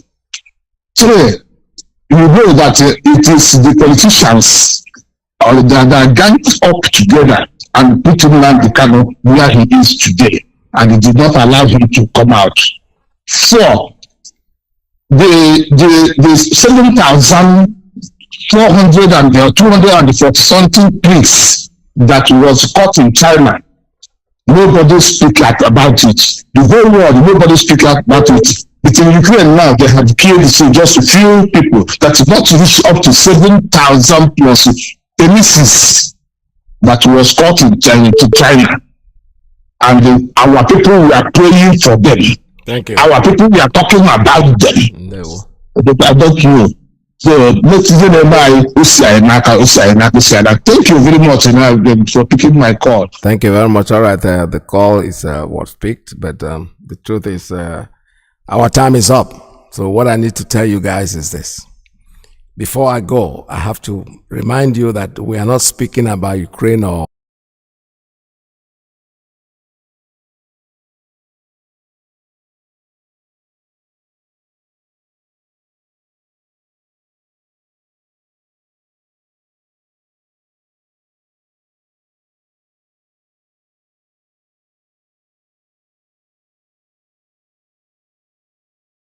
that God is trying to use him to teach us a lesson.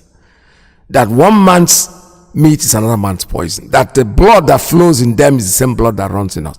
Great Britain, they will get their reward. They will get their reward. Somebody, a white person, is not the black man. The black man is not going to destroy Britain. No. The same white people will destroy him. Will destroy them. Because the point is that they are there supporting evil. They are the problem of Africa. They have always been the problem of Africa, and they don't want to give up. But we're not going to give up either. Biafra is going to be our last. So Biafra is going to be the last miracle on earth. Because you know what? Biafra is going to come regardless of what they say. Regardless of what they do. Regardless of what they think. We are here to actualize our land, Biafra. Let me remind you that Biafra for us is a religion. Is our religion. Our religion is Biafra. Freedom for us and the rest of black people that are neighbors, our friends and brothers. And Radio Biafra here is where we worship. I will implore you to please stay tuned. Radio Biafra is on 247. It doesn't ever go off the air. Anytime you listen to Radio Biafra, you grow wiser and become very intelligent and very sensible and understand that we are all one. From here, from me, my name is Ike Peters. We're broadcasting live from New York City under the auspices of our mother station, Radio Biafra London. Stay tuned, don't go away, because Mazi Iyke Alozie USA 1 is coming in next. From here, from me, it's goodbye. Let your kingdom come. People in the UK, people in the US, is there an openness to independence for Biafra? No, there isn't. It's what you get is very condescending, wishy-washy. These are black Africans. Really, what do they know? Sort of attitude. We know best than they do, and we try as much as possible to enlighten and educate the American and, by extension, the European audience to the fact that before you had freedom and liberty in any part of the world, in Biafra land we had freedom and liberty. Before you had political asylum in any other part of the world, where I come from, there was political asylum being granted to people. That is the meaning of Biafra anyway. Come and join if you believe in our value system. We had a series of both political, legal, and legislative structures that endured for thousands of years. These were unceremoniously swept away in the name of, I don't know, civilization or advancement. Right. Therefore, the British must be questioned, or the mentality or the psyche of Europeans and, by extension, Americans must be put to the test to explain, to rationalize why the emergence of states in Africa cannot be allowed to adopt the same organic route by which every other civilized nation emerged. Why is that impossible? That's what I ask Americans and Europeans. And their answers are not good. There are no answers. Yeah. They don't have any answers to it. All they say is that, oh, why didn't you just get on with it? I want the same things that you have in America. I want liberty. I want freedom. I want all the rest of it. That is what makes you a human being, or else you're an animal. And being forced to live in cages in Africa, or being forced to live more or less like animals, is not a situation we are prepared to tolerate for very long. Death is better. Have there been armed clashes between Biafrans and Boko Haram? Has there been a defense of Biafrans? No, not at all, because we are not allowed to defend ourselves. They can kill us. They can get arms flowing in from Lebanon, from Iran, from Saudi Arabia. There are jihadists coming from all over the place, coming in there. There was a plane load of arms that came in, was detained at the airport from Egypt. The Arab world, that is what drives me insane. The Arab world and the Islamic world are busy supporting Boko Haram in their stated aim of spreading Islam to Christians in Nigeria. The Christian world are not reciprocating. They are not coming to our rescue. I don't know how you can defend yourself against somebody who is armed with RPGs, armed with AK-47s. I don't know if you do that through prayer and fasting. I do not know. Right. But that is the sort of condition we're faced with. In other words, as we speak right now, the process of Islamization is gathering momentum, and no one is doing anything. Right. It's medieval. It's you will convert or you will die. They crucified some people. Was it 2 days ago? I think we've got the pictures on Facebook. They actually crucified some people. They actually crucified. Yeah, they did. There's something ISIS is doing that they're doing that you either convert or we kill you. And I don't know why the world expects us to deal with that. It's either there is something going on. It's either everyone else is a Muslim. That's how I say sometimes that everyone in the West is a Muslim. That's what I say, because you couldn't possibly keep quiet when such a thing is going on. No. It's terrible. No. Terrible. You're opening my eyes in ways I knew this was going to be eye-opening. I did not realize what is happening. Who is Boko Haram organically? Are they a government creation? Are they... Boko Haram is, you need to understand the geopolitics of Nigeria to then start comprehending the concept or the ideology that drives the insanity that is Boko Haram. In the north, you have the areas you call the Mohammedan Emirates of the North. These are people who are predominantly, by ancient culture and tradition, Islamic. They are Hausa, Fulani people. In the west, coming down near Lagos, is you have the Yoruba people, and in the east you have the Biafran people. Now, the Hausa Fulani people, we are told by the British that they have the right to rule in perpetuity Nigeria. The British in 1953 and 57 were involved in a massive fraud to rig the census results. In other words, they skewed the numbers to always favor the Hausa Fulani people that they may remain in power.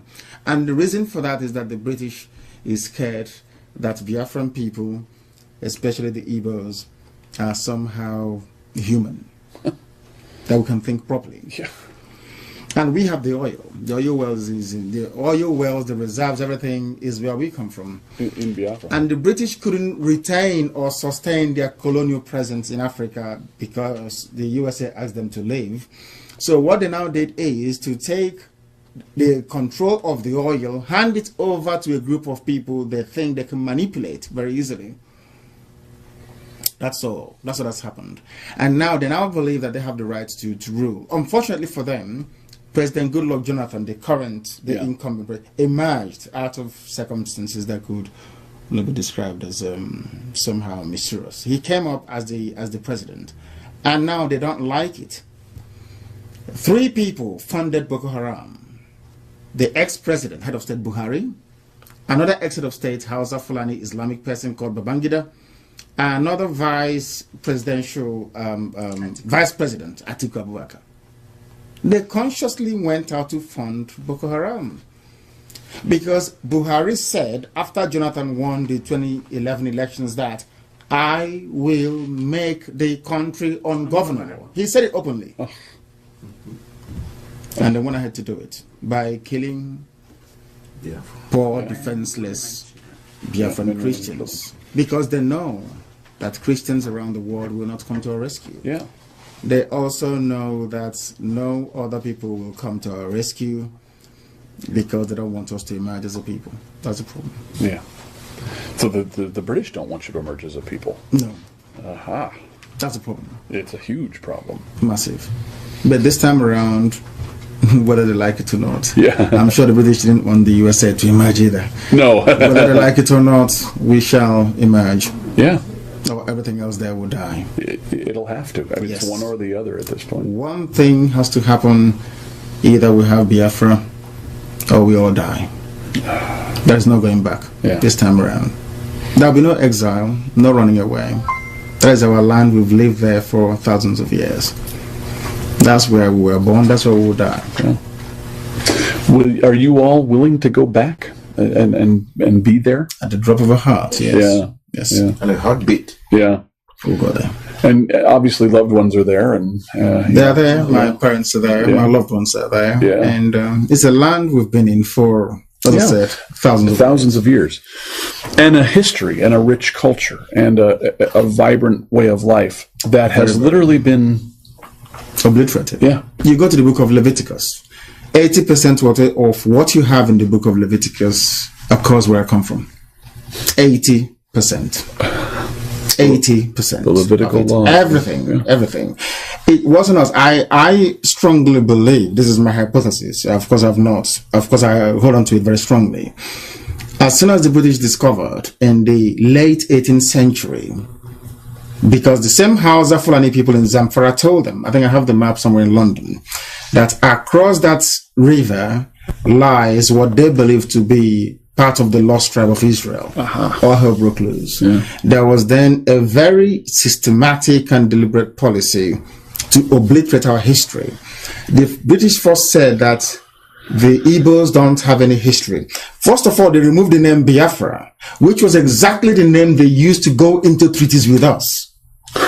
They use, you see there clearly written, the chiefs of Insecurity and Biafra. They then quietly took that away to now only take a component of that, one clan alone, which is Igbo. Because in Biafra, you have the Idoma, you have the Igbo, you have the Bibio, you have the Efik, you have the Izon people, which they call Ijo, you have the Shekiri, you have the Robo, and some parts of Igala. Wow. These are the 7 people that make up, these are the 7 tribes that make up Biafra land. The British came, then isolated all the rest, those of our cousins around us, and focused their attention on us. But there's one good thing about it, is that in their amalgamation document that they produced in 1904 or thereabout, which I still have, they made reference, the very first time a European is referring to an African race as great. Yes, the man said the great Igbo race across the Niger. And that speaks volumes. And the Niger's the river. The river, yes. And they, so Nigeria is taken from just drawing lines on the map from the river. Of course, yeah. That's the name. I mean, the name is Nigeria, named after a river. Before that was the Royal Niger Company, which is a British company, right, which by royal charter was running the whole place. And then from there, incrementally, I have all the paperwork. Yeah. So they signed.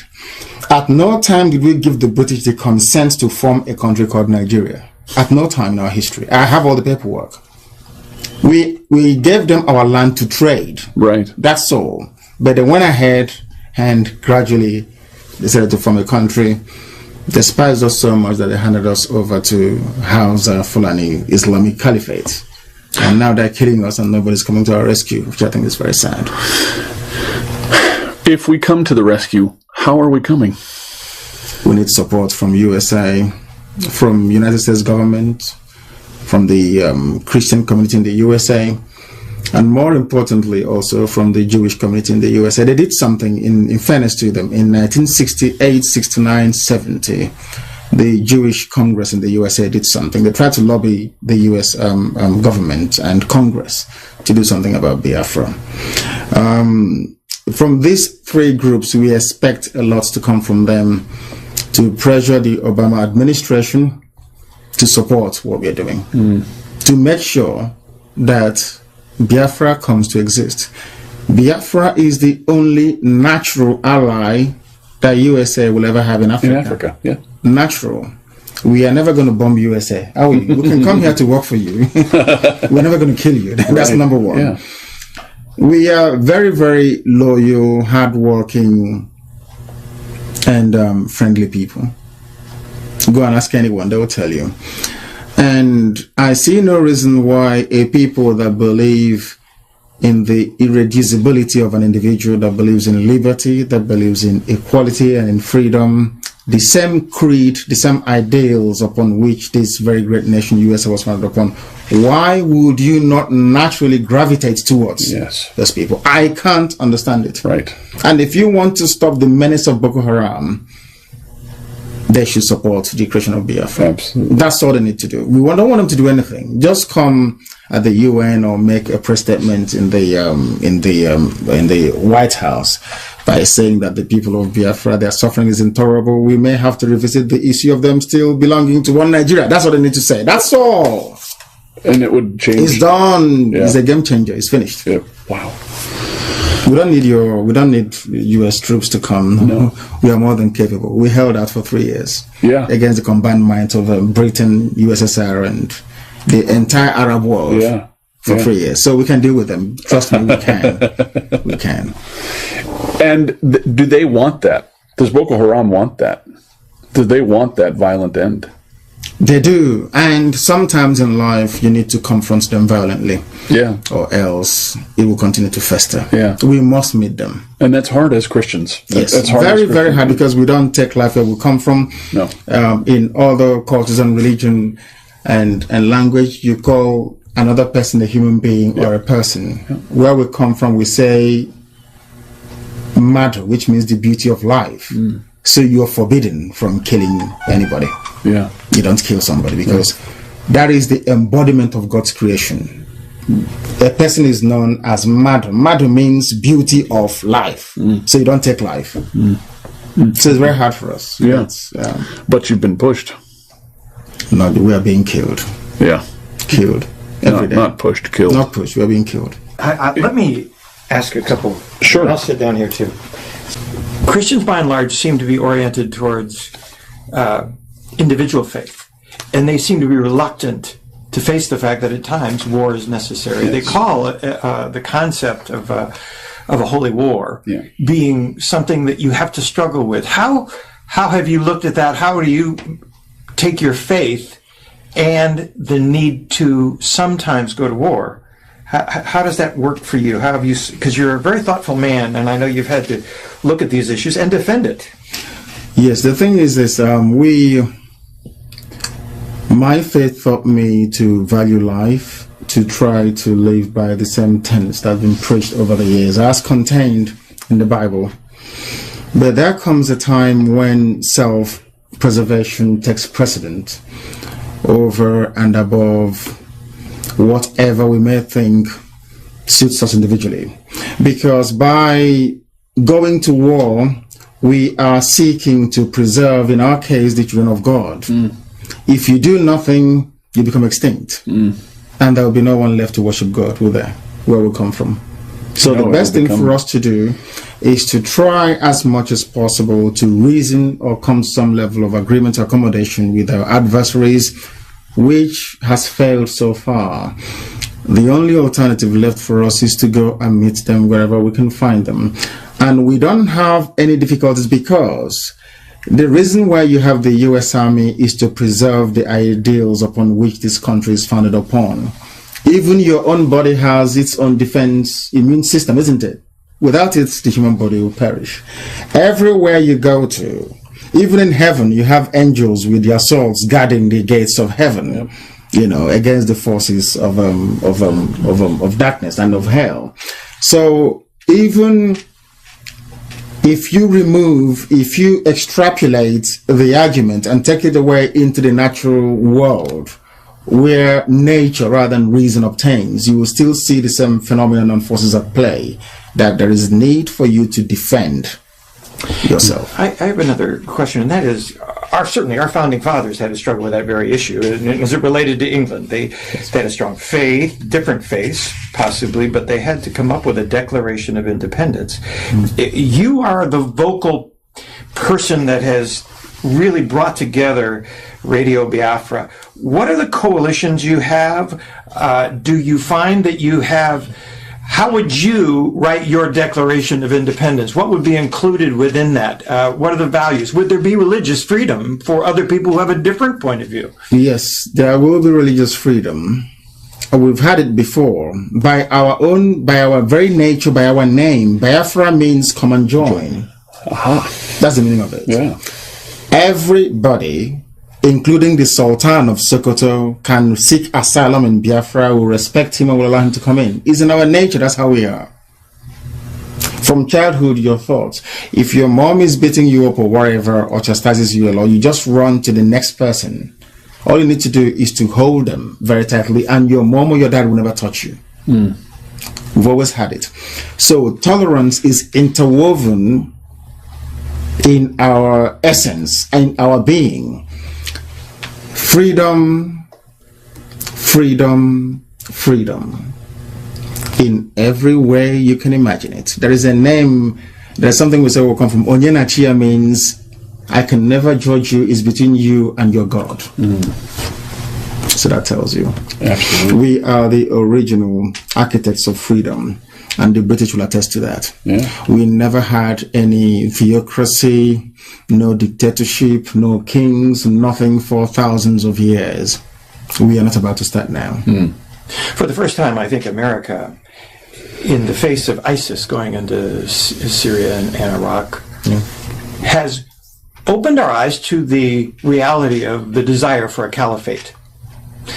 We think of that now in terms of the Middle East, but Africa has been facing that for a long time. Talk to us about a little bit about the mission that the Islamic jihadists have within Africa to control all of Africa. And to dovetail on that, it's because this tolerance and this freedom that Americans feel, that you feel, Boko Haram does not feel. And ISIS does not feel. And as near as I can tell, Islam does not feel. I'm not a judge of Islam. I don't know. I would judge them because you don't live with them. No. I do. Yeah. So I can judge them. Okay. The fact of the matter is this. If you go back to the statements made by the man that brought this virulent form of Islam into Nigeria, made Othman Danfodio, from Othman Danfodio to Ahmadu Bello, the son, and right up until this very moment, there's been one common theme running through everything they have said, their ideology, their philosophy, their thinking, their way of life, which is to propagate violent Islam all the way to the ocean. That's something you must know. That work has continued unabated.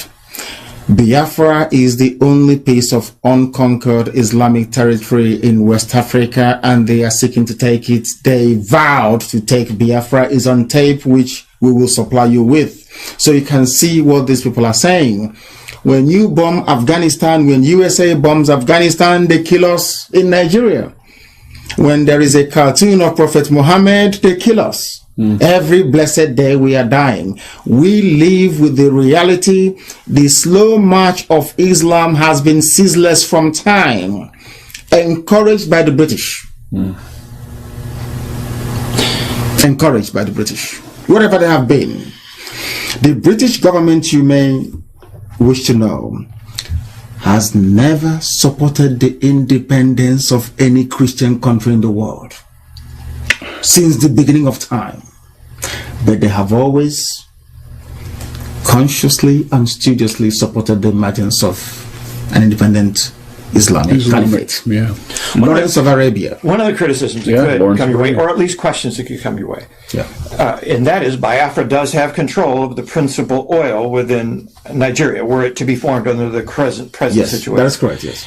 That is a major obstacle, I would imagine, for people who are frightened of the fact that if you do gain control, they will lose the opportunity of having access to that. How do you approach, as an independent Biafra, the issues that are around the oil, around criticisms, and the resistance that will happen to your independence on the basis of that resource alone? The resource, we believe in development, which means the oil will have to be sold to our friends and to our partners, and in return, I'm an economist myself, in return we get vital foreign exchange with which, or foreign reserves with which to try and develop other aspects of the economy. We believe in inward investment. We would like companies from countries that are friendly and supportive of Biafra to come in to invest in Biafra. We want investment. We don't want to be like Saudi Arabia, you sell oil and you buy everything else. No, right. We want tangible, concrete investments to come in. We are not going to drink the oil. It's a natural resource. We need to give it to the economies of our friends to keep growing, because a very healthy US economy or a very healthy EU economy is also going to be beneficial to Biafra. So we can find export markets for our goods and services. We are like that. I mean, we're not, we understand the intricacies of world economy and the need to make available to the international market your resources to continue to fuel human development. So it is not a problem. Our oil fields and that very sector will be open to our friends, and only to our friends. You can't expect not to help us and then eventually we let you in. It's not going to work that way. But if you help us, of course, it's there for all to have access to. We've gone on record to say that oil is not our problem. All we want is freedom. Oil is not the issue. The issue is freedom. Once we have freedom and a semblance of dignity, then we can exist as human beings, because right now I don't see myself as a human being. A monkey is better than me because I don't have freedom. One of the things that it's always impressed me, the more I've come to know about your country's history, is the productivity of your people through the ages. You have been, and now many of them who have left Nigeria are all over the world, being productive, hoping that this would happen. I know when Israel eventually became its own country, there was a homecoming, and probably millions of people going to their homeland again. Is that part of your vision? Well, tell us a little bit about your vision for the future. They will come back, including some of you from the USA as well. That will be the most natural home for African American people. It will be natural. That will be very, very natural for them to come to. Because if you look at the map of Biafra, which is right here in front of us, you will see that the rising sun is cleverly positioned on the black strip of the flag, which means that we bring light where there is darkness. That's what we do. Everybody will run open doors, not just for Biafrans, but also for African Americans that have not been able to connect with Africa for very many centuries. They can come back and become a part of it. Because mind you, most of the people that were taken away from Africa to come to work in the plantations of the USA came from the Bight of Biafra, which is where we come from. We open our doors for them to try and come back in. Everybody is welcome to come back, to be there. One of the things they talk about in the Middle East is that none of the countries there outside of Israel passed the public square test. And the public square test is that you can stand on the corner of a street and be critical of their government and their religion and survive. It seems to me this is a stand for freedom and for liberty. Yes. And your focus on liberty is a very important part of what drives you. Yes. Talk to us a little bit about your own journey. I mean, you have gone through beatings. I understand you've been in everything. I've been stripped naked and everything for my faith. Because talk to us a little bit about your journey, because it has been a personal one where you continue to be a voice for Biafra. Yes. It started very many years ago. I was educated in England. I went to school in London, and upon graduation, I decided to serve my people because I didn't like what was going on. We have a group of friends, about 6 of us from Africa. We said when we graduate, we pick one tiny African country and go there and try and develop it. Very, very thoughtful and quite progressive of us. And upon graduation, the rest got very blue chip jobs and developed cold feet. I decided to carry on with it because I felt that the only thing that makes you human is your ability to reason. And as an African, as somebody from Biafra land, unless my land reflects what I believe I possess up here, then I have not made any telling or meaningful contribution to the advancement of mankind. So I decided to plug ahead with it. I went home initially to try and see what we can do to start a revolution on the ground, because the existing order is essentially irredeemably corrupt, as you well know. So we started it, and it didn't quite go very well. I came back to the UK, reassembled, and went back again. We met a few people. We started Radio Biafra, and we started preaching the truth in 2009. And some people were uncomfortable with it. And when I traveled home for a private family ceremony, I was kidnapped. I was beaten, I was tortured, I had people spit at me, some urinated and poured it at me, and for speaking the truth, for telling them that the way they were doing things weren't proper. That wasn't enough. I was arrested before then at Murtala Mohammed Airport. I was detained for 8 days solitary confinement at the SSS headquarters because I was preaching Biafra, had some Biafra materials on me. And after that, I was transferred to Abuja under military escort, a 5-car convoy. I was detained for 3 months, solitary confinement again. And there I met the coup plotters from Equatorial Guinea, Mark Thatcher, all the rest of them. And actually, I think the reason why God sent me there was because to save the lives of those people, I believe. Because had I not gone in there, they would have been killed.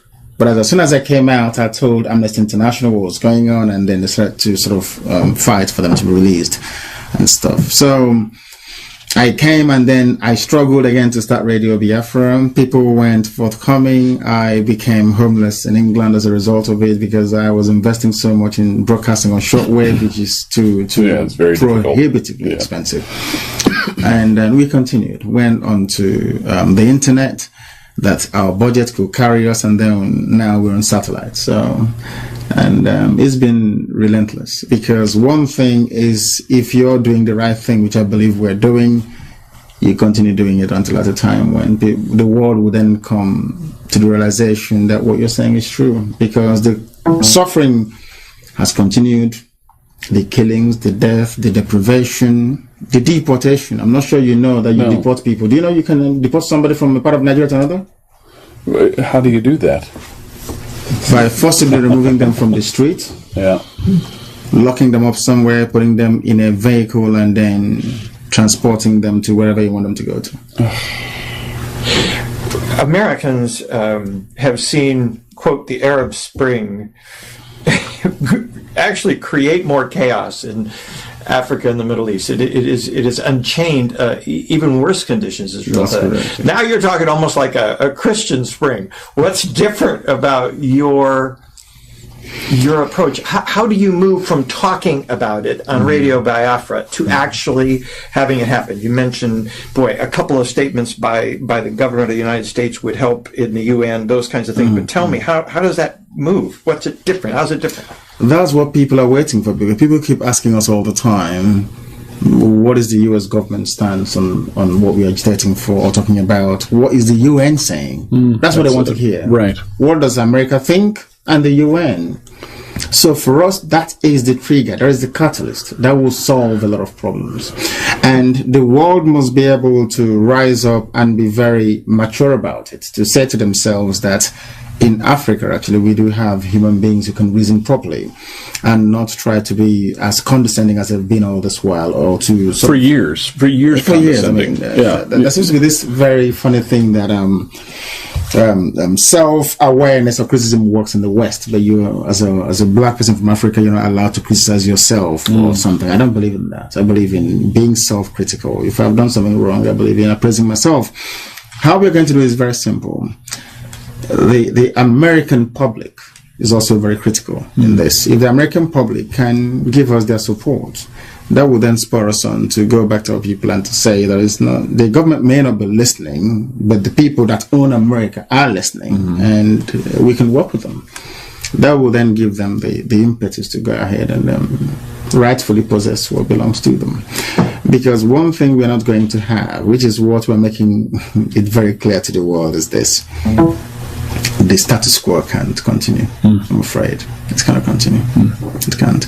And in terms of controlling the outcome, the aftermath of any kind of spring that may result, is that you always look at the value system of a people. That is the determinant. That determines the outcome. Those of them that believe in unwavering Sharia Islam, you always know that you cannot have a democracy, liberty, or freedom under Islamic rule. It's there in the Quran, if we bother to read it. It's there. It can never happen. And then you have Biafrans on the other end of the spectrum that believes in libertarian values, not just liberty. We are libertarians to the extreme. When you grow up where we come from, you migrate a few miles away from your father's house so that your parents would even have to disturb you. You go there and grow your own family all by yourself. We come from a country where if you're born a male child, automatically, by right of nature, one day you will become a landlord. You will have a piece of land upon which to build. Irreducible. It never changes. Therefore, in our bones, not just in the blood, we have the DNA of freedom implanted in it. All these things changed, and we're trying to go back to it. So we can never, the excesses of what happens when you have a new African country won't apply in our case, because frankly we're not like them. Right. Can never be. Yeah. We are different. And doing so as you say, is part of what Americans, what Westerners would refer to as seed planting, as putting a Christian, economically cooperative people in a place where we have really not had that. Exactly. And not only that, I travel across the stretch of Africa. I travel from Gabon all the way to Gambia. Oh my. All the time. And it would please me to see Americans, all these my people here, bring down their friends to come home on holidays to say, these are my friends, I brought them from the USA and all the rest for us to enjoy. You can't do that anymore, can you? No. Because you're afraid of kidnappings and all the rest of it, all these social vices and ills. The best thing that America can ever do in terms of its foreign policy is to support the emergence of Biafra. Ever. Because, as you quite rightly pointed out, from Biafra, America can say, I can always use Biafra as an example. The same way that Israel is used as an example in the Middle East. Isn't it very funny that Israel is the only democracy in the Middle East where you can vote, you can actually stand on the street corner and criticize anybody you like. Including the Israelis. And nothing happens to you. Right. Nothing. I said to people that criticism can only make you get better. It won't kill you. No. It won't kill you. It does nothing to you. Somebody saying, oh, you're stupid, you're this, tell me what you're doing with our money, our taxes, and it's for you to stand there and explain. That is why we run Radio Biafra the way we do, so that when we graduate from here into proper governance, by the grace of God, you can be able to stand up and defend your record before the people. That is how America became the strongest country in the world. Not by doing things in the secret. No. I said this is something that I used to say to them all the time. Never be afraid of openness. After all, the greatest country in the world does all their inquiries in the open. Is it the Iraq gate? Is it the Watergate issue? Everything is in the open. Did it weaken the presidency? The answer is no, it made them stronger. If you had one more thing to say to the people, either on video or in reports, or what would you want to say to Americans here who do value freedom and will want to hear what you have to say? To those Americans here that value freedom and believe in it, it is also their duty to protect freedom wherever they can, to protect people defending the ideals upon which the USA is founded upon. Very, very critical. It is no use saying I'm an American, things works here for me, because in a not too distant future won't work anymore. You can't travel to London because ISIS will be there, I can assure you. Now, it is the duty of America. I mean, the world is at a crossroads right now. As I said earlier during my opening statement, the battle between good and evil, light versus darkness. So it is either you stand in faith with what you know to be correct than for you to be cowed by, how can I put it, by what you perceive to be the overwhelming preponderance of the forces of darkness. And because of that, you cower into a corner because they're going to come after you. The disease in your body, if you leave it, it keeps festering. You must confront it. London was a revelation to me for that very reason. More Islamic people than I had ever experienced in one place, including all over Austria, Hungary, where I was, and there were some there, but London was and there was a protest the day that we were there. We were walking by Westminster Abbey, and the protest was gigantic, and it was Gazans protesting against Israel. And they were being protected by the UK police, and as is their right to free speech. But one of the signs read, "Britain accomplice to murder," and it didn't dawn on me until what you've just said, how ironically true that statement is. But it is true. What they have supported will come to bite them. That's what I tell them all the time, that the British made a monumental mistake by supporting the death of 3.5 million of my people. The worst mistake ever made. They will come after them and they will kill them. You mark my words somewhere. The British Isles will be overrun by Islam because they are there already. Do you know that they don't pay for their parking tickets? Yes. Do you know that? I knew. The number one name in the UK for a child is Muhammad. That's correct. Is that right? Yes. Go and have a look at it. It is there. So The UK government and her people supported the emergence of Bosnia-Herzegovina from a predominantly Christian Orthodox Serbia and before that Yugoslavia. They supported the emergence of Albania, also Muslim. And what's the other one again? There's Albania, there's Kosovo as well. And the US did too. Exactly. Yeah. They supported the freedoms of all the Arab countries away from the Ottoman Empire, Lawrence of Arabia or the rest of it. The British occupied Palestine and refused the right of passage. I read Leon Uris's book, Exodus. I don't know if you've ever read it before. I read it. How they refused Exodus to dock. I think it was in Haifa also, by the British garrison there, saying no to them, that they can't come in.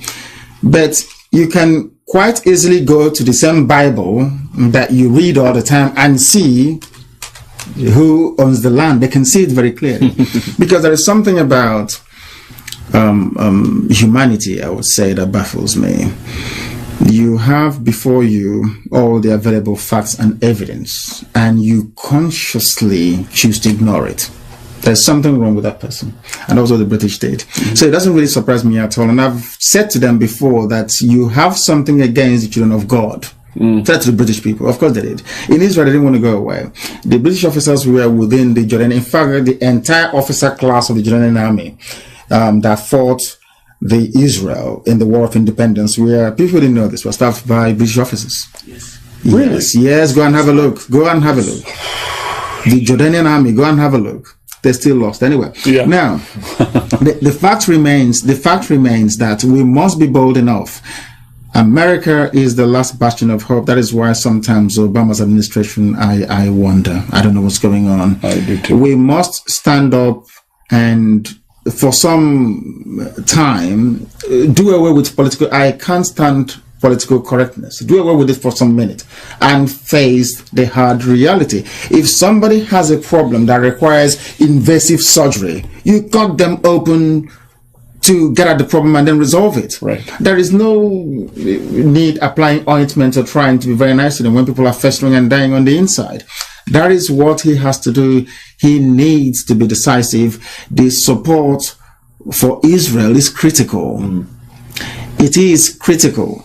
There is no way you can use human shield or launch attacks against a sovereign nation from the comfort of a, children's classroom and don't expect some measure of reprisal. When the Japanese attacked America, America responded. When Hitler attacked Britain, Churchill responded. You never allowed tyranny or terror to prevail. Why must other people be allowed to live under that? It's not possible. If you don't help us, we all sink in this one big, gigantic cauldron of deceit and lies. And darkness. And darkness, of course. Very, very important. Thank you. Thank you very much. Thank you. What an eye-opening experience. Thank you.